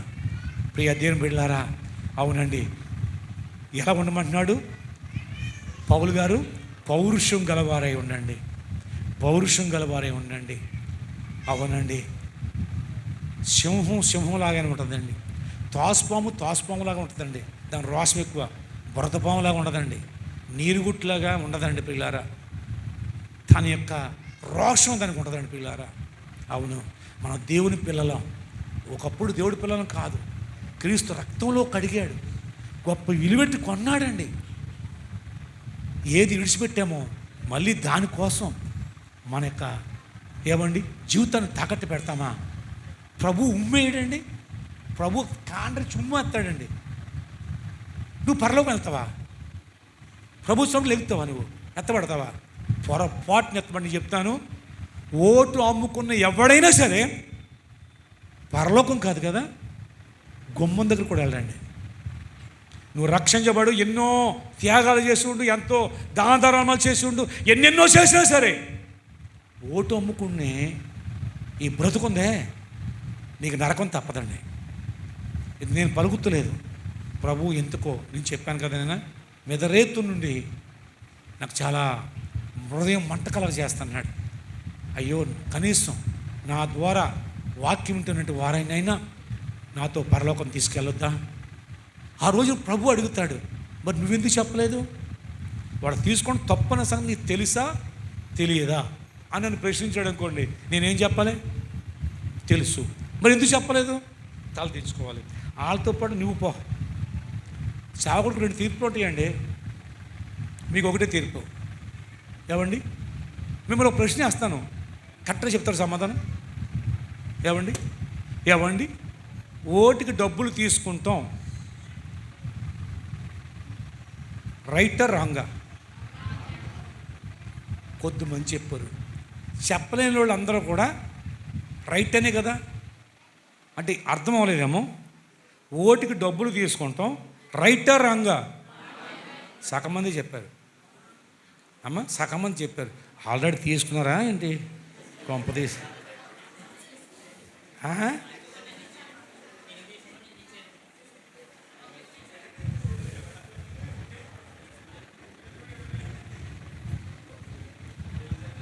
పార్టీలు చెప్పొద్దు, అర్థమైందా? మన పర్ఫెక్ట్ జీవితాన్ని చూపిందాం.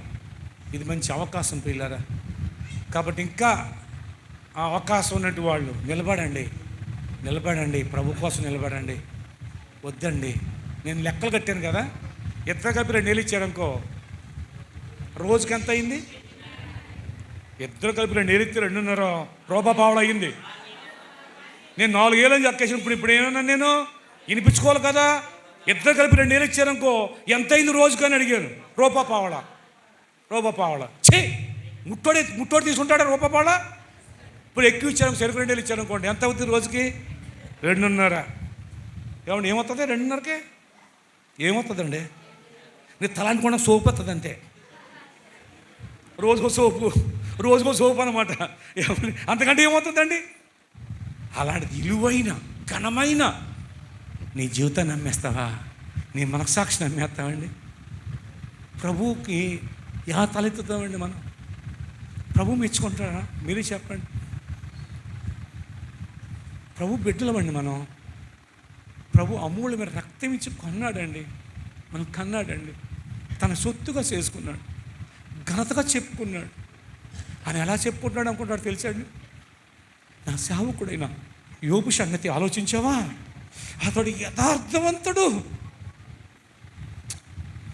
నీ గురించి ఆయన చెప్పాలనుకుంటున్నాడు. నా బిడ్డలు ఎలాంటి వాడు తెలుసా? యథార్థవంతులు, దేనికి కక్కుర్తిపడరు అని ఆయన చెప్పుకోవాలనుకుంటున్నాడు. ఆయన అవకాశం ఇద్దామా? ప్రియదేవుని ప్రార్థన చేసుకుందాం. తల వంచండి, ప్రార్థన చేసుకుందాం.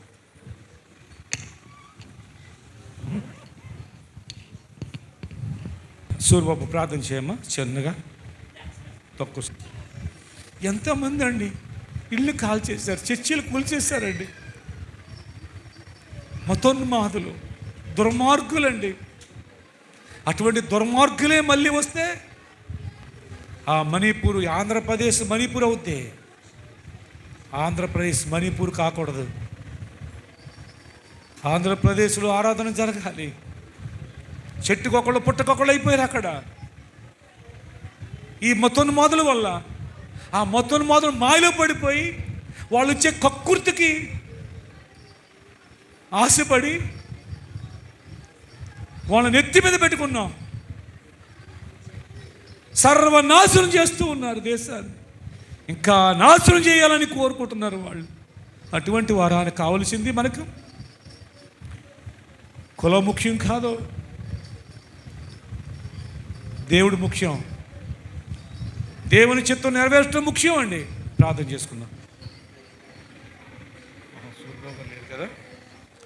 అందరూ ప్రార్థన చేద్దామండి. ఒక్క నిమిషం అందరూ ప్రార్థన చేద్దాం. పాపరా గారు చేస్తారు ప్రార్థన.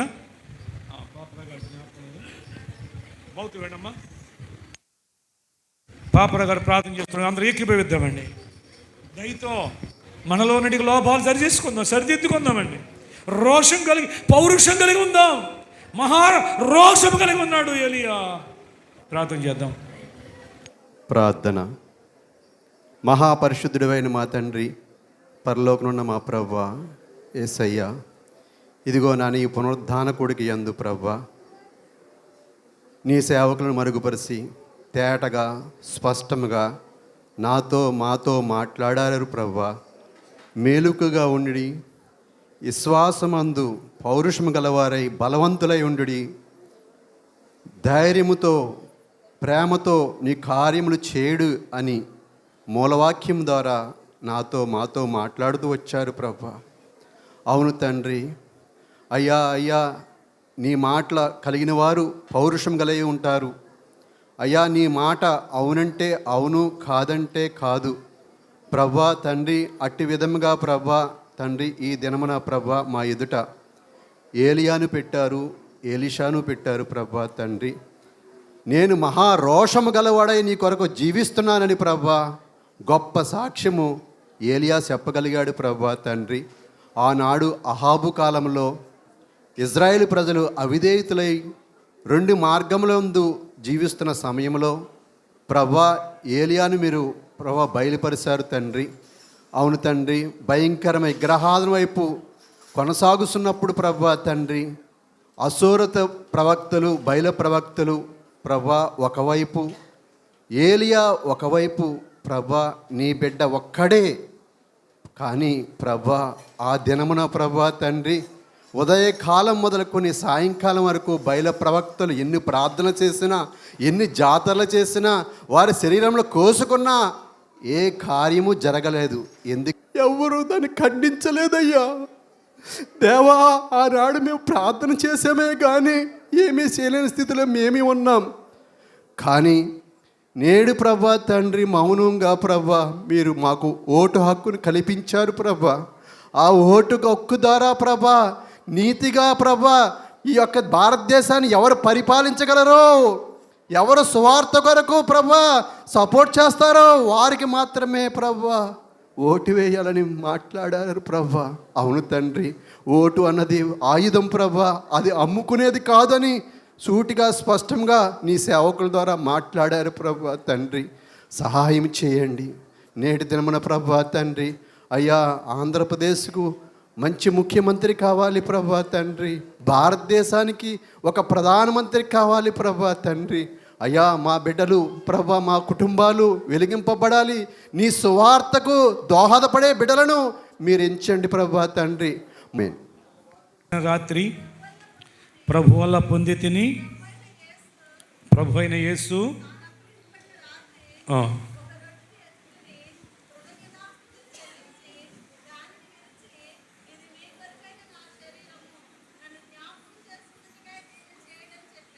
పరిశుద్ధుడైన తండ్రి వందనాలయ స్తోత్రాలు. 2000 సంవత్సరాల క్రితం గొప్ప మేడగదిలో పస్కాను సిద్ధపరుస్తున్నప్పుడు శిష్యుల సమక్షంలో ఒక రొట్టె పట్టుకుని తండ్రికి ప్రార్థన చేసి కృతజ్ఞతాస్తులు చెల్లించి విరిసి, ఇది నా శరీరం, ఇది భుజించినప్పుడు నన్ను జ్ఞాపకం చేసుకోమని చెప్పారు. అదే ప్రకారం 2024వ సంవత్సరం ప్రభు 5వ నెల 2వ పునరుద్ధానంలో ప్రవేశపెట్టారు. ఈ రొట్టె పట్టుకుని ప్రార్థిస్తూ కృతజ్ఞతలు తెలియజేస్తుండగా తండ్రి రొట్టెను ప్రభు ఆశీర్వదించండి. నీ శరీరాన్ని భుజించి నీ మరణ ప్రార్థన ప్రచురిస్తూ నీకు సాక్షిగా ఉన్నట్లు ఈ రొట్టెను దీవించమని తండ్రి యొక్కయు కుమారుని యొక్కయు పరిశుద్ధాత్మ నామములో ప్రార్థిస్తూ ఉన్నాను తండ్రి. మరొక వాక్యం తండ్రి.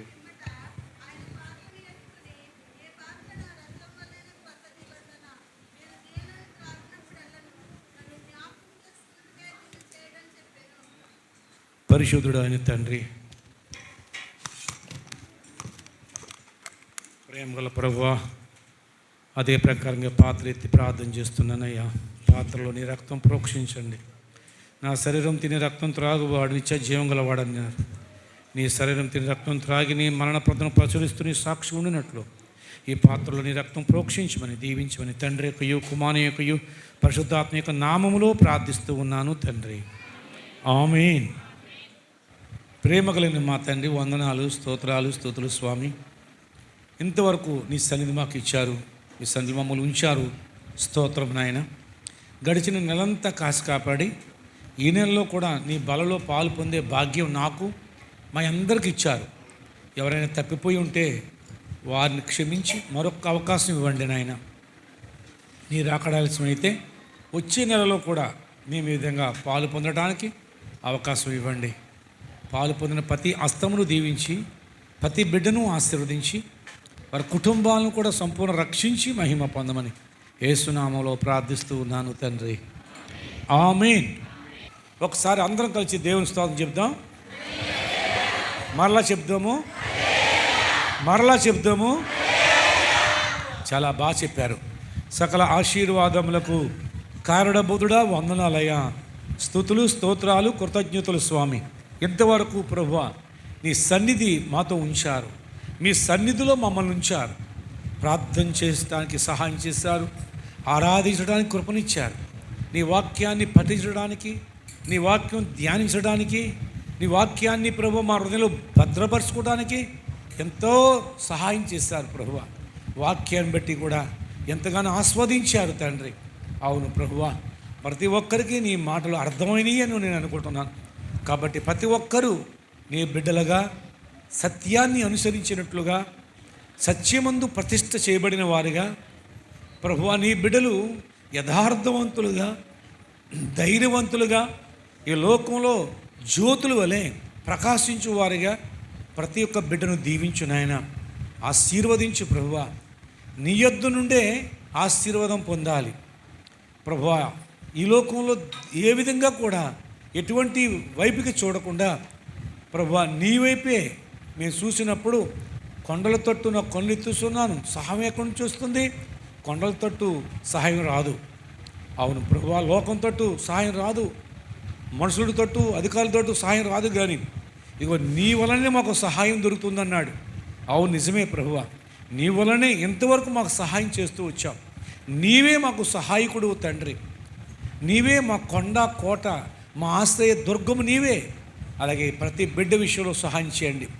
ఎవరి బలహీనతలతో అనారోగ్యంతో ఉన్నా స్వస్థపరచు తండ్రి. ఏ సమస్యలతో ఆర్థిక ఇబ్బందుల్లో అప్పుల భారాల్లో ఉంటే విడిపించు తండ్రి. ఎవరైతే ప్రభువా మరి ఇక కుటుంబాల్లో సమాధానం లేకుండా ఉన్నారో సమాధానం కలగజేయండి.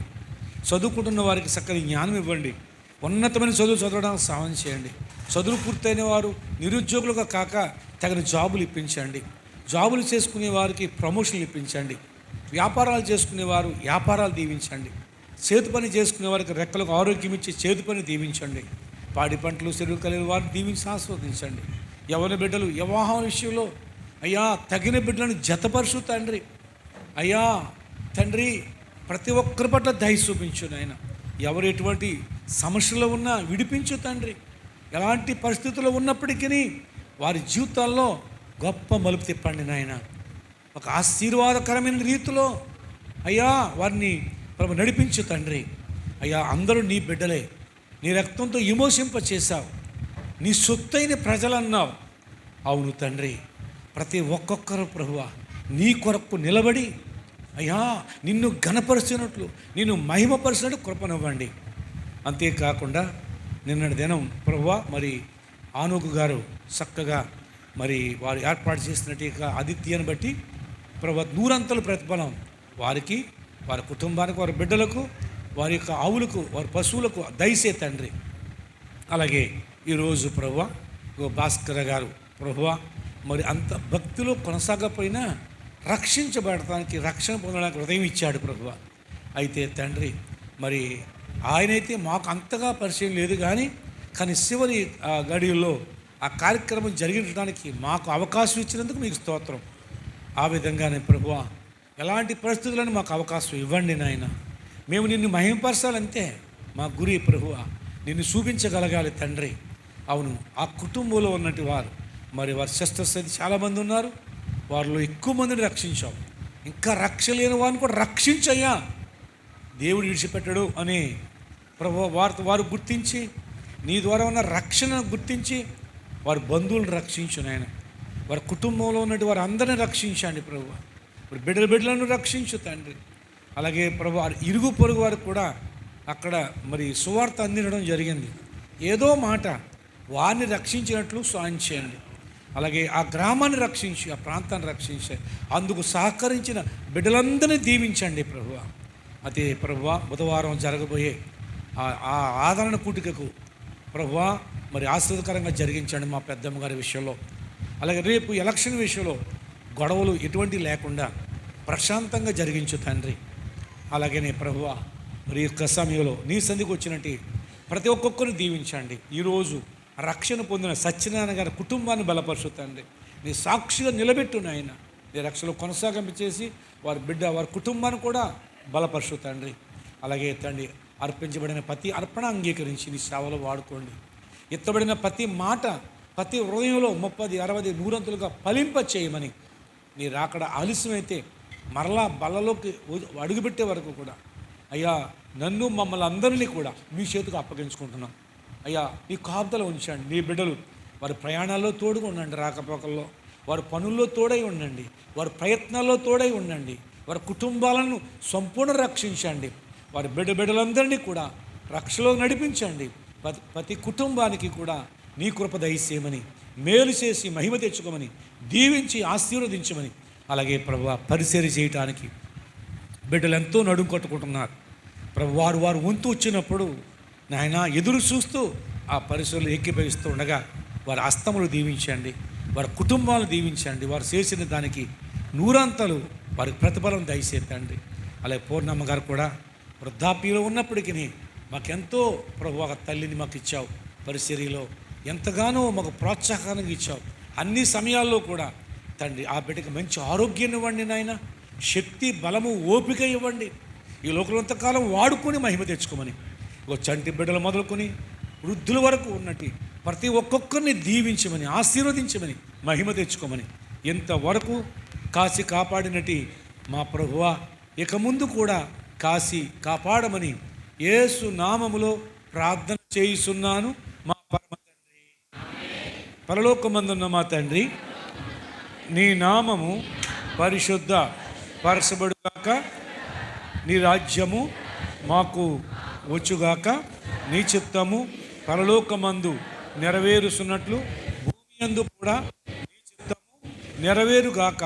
మాకు కావలసిన అనుదిన ఆహారము దినదినము మాకు దయచేయండి. మా రుణస్థులను మేము క్షమించి ఉన్న ప్రకారం మా రుణములను మీరు క్షమించండి. మమ్ములను శోధనలోనికి తేక దుష్టి నుండి తప్పించండి. మహిమ ఘనత రాజ్యము శక్తి ప్రభావము మీద ఉన్నది. ఇంతవరకు కాసి కాపాడిన మా తండ్రి, ఇక ముందు కూడా కాసి కాపాడమని యేసు నామములో ప్రార్థన చేయుచున్నాను తండ్రి. ఆమేన్. మన తండ్రి అయిన దేవుని ప్రేమయు, మన రక్షకుడైన యేసుక్రీస్తు వారి కృపయు, పరిశుద్ధాత్మ యొక్క అన్యోన్య సహవాసం సన్నిధి ఇప్పుడు ఎల్లప్పుడూ ఇక్కడ కూడిన మాకు నీ యందు ఈ శ్వాసం ఉంచిన బిడ్డలకు సదా తోడై కడవరకు నడిపించి ఆదరించి ఆశీర్వదించును గాక. దేవుడు మిమ్ములను మీ కుటుంబములను దీవించును గాక. ఆమేన్, ఆమేన్, ఆమేన్. అందరికీ వందనాలండి. అమ్మ అక్కడ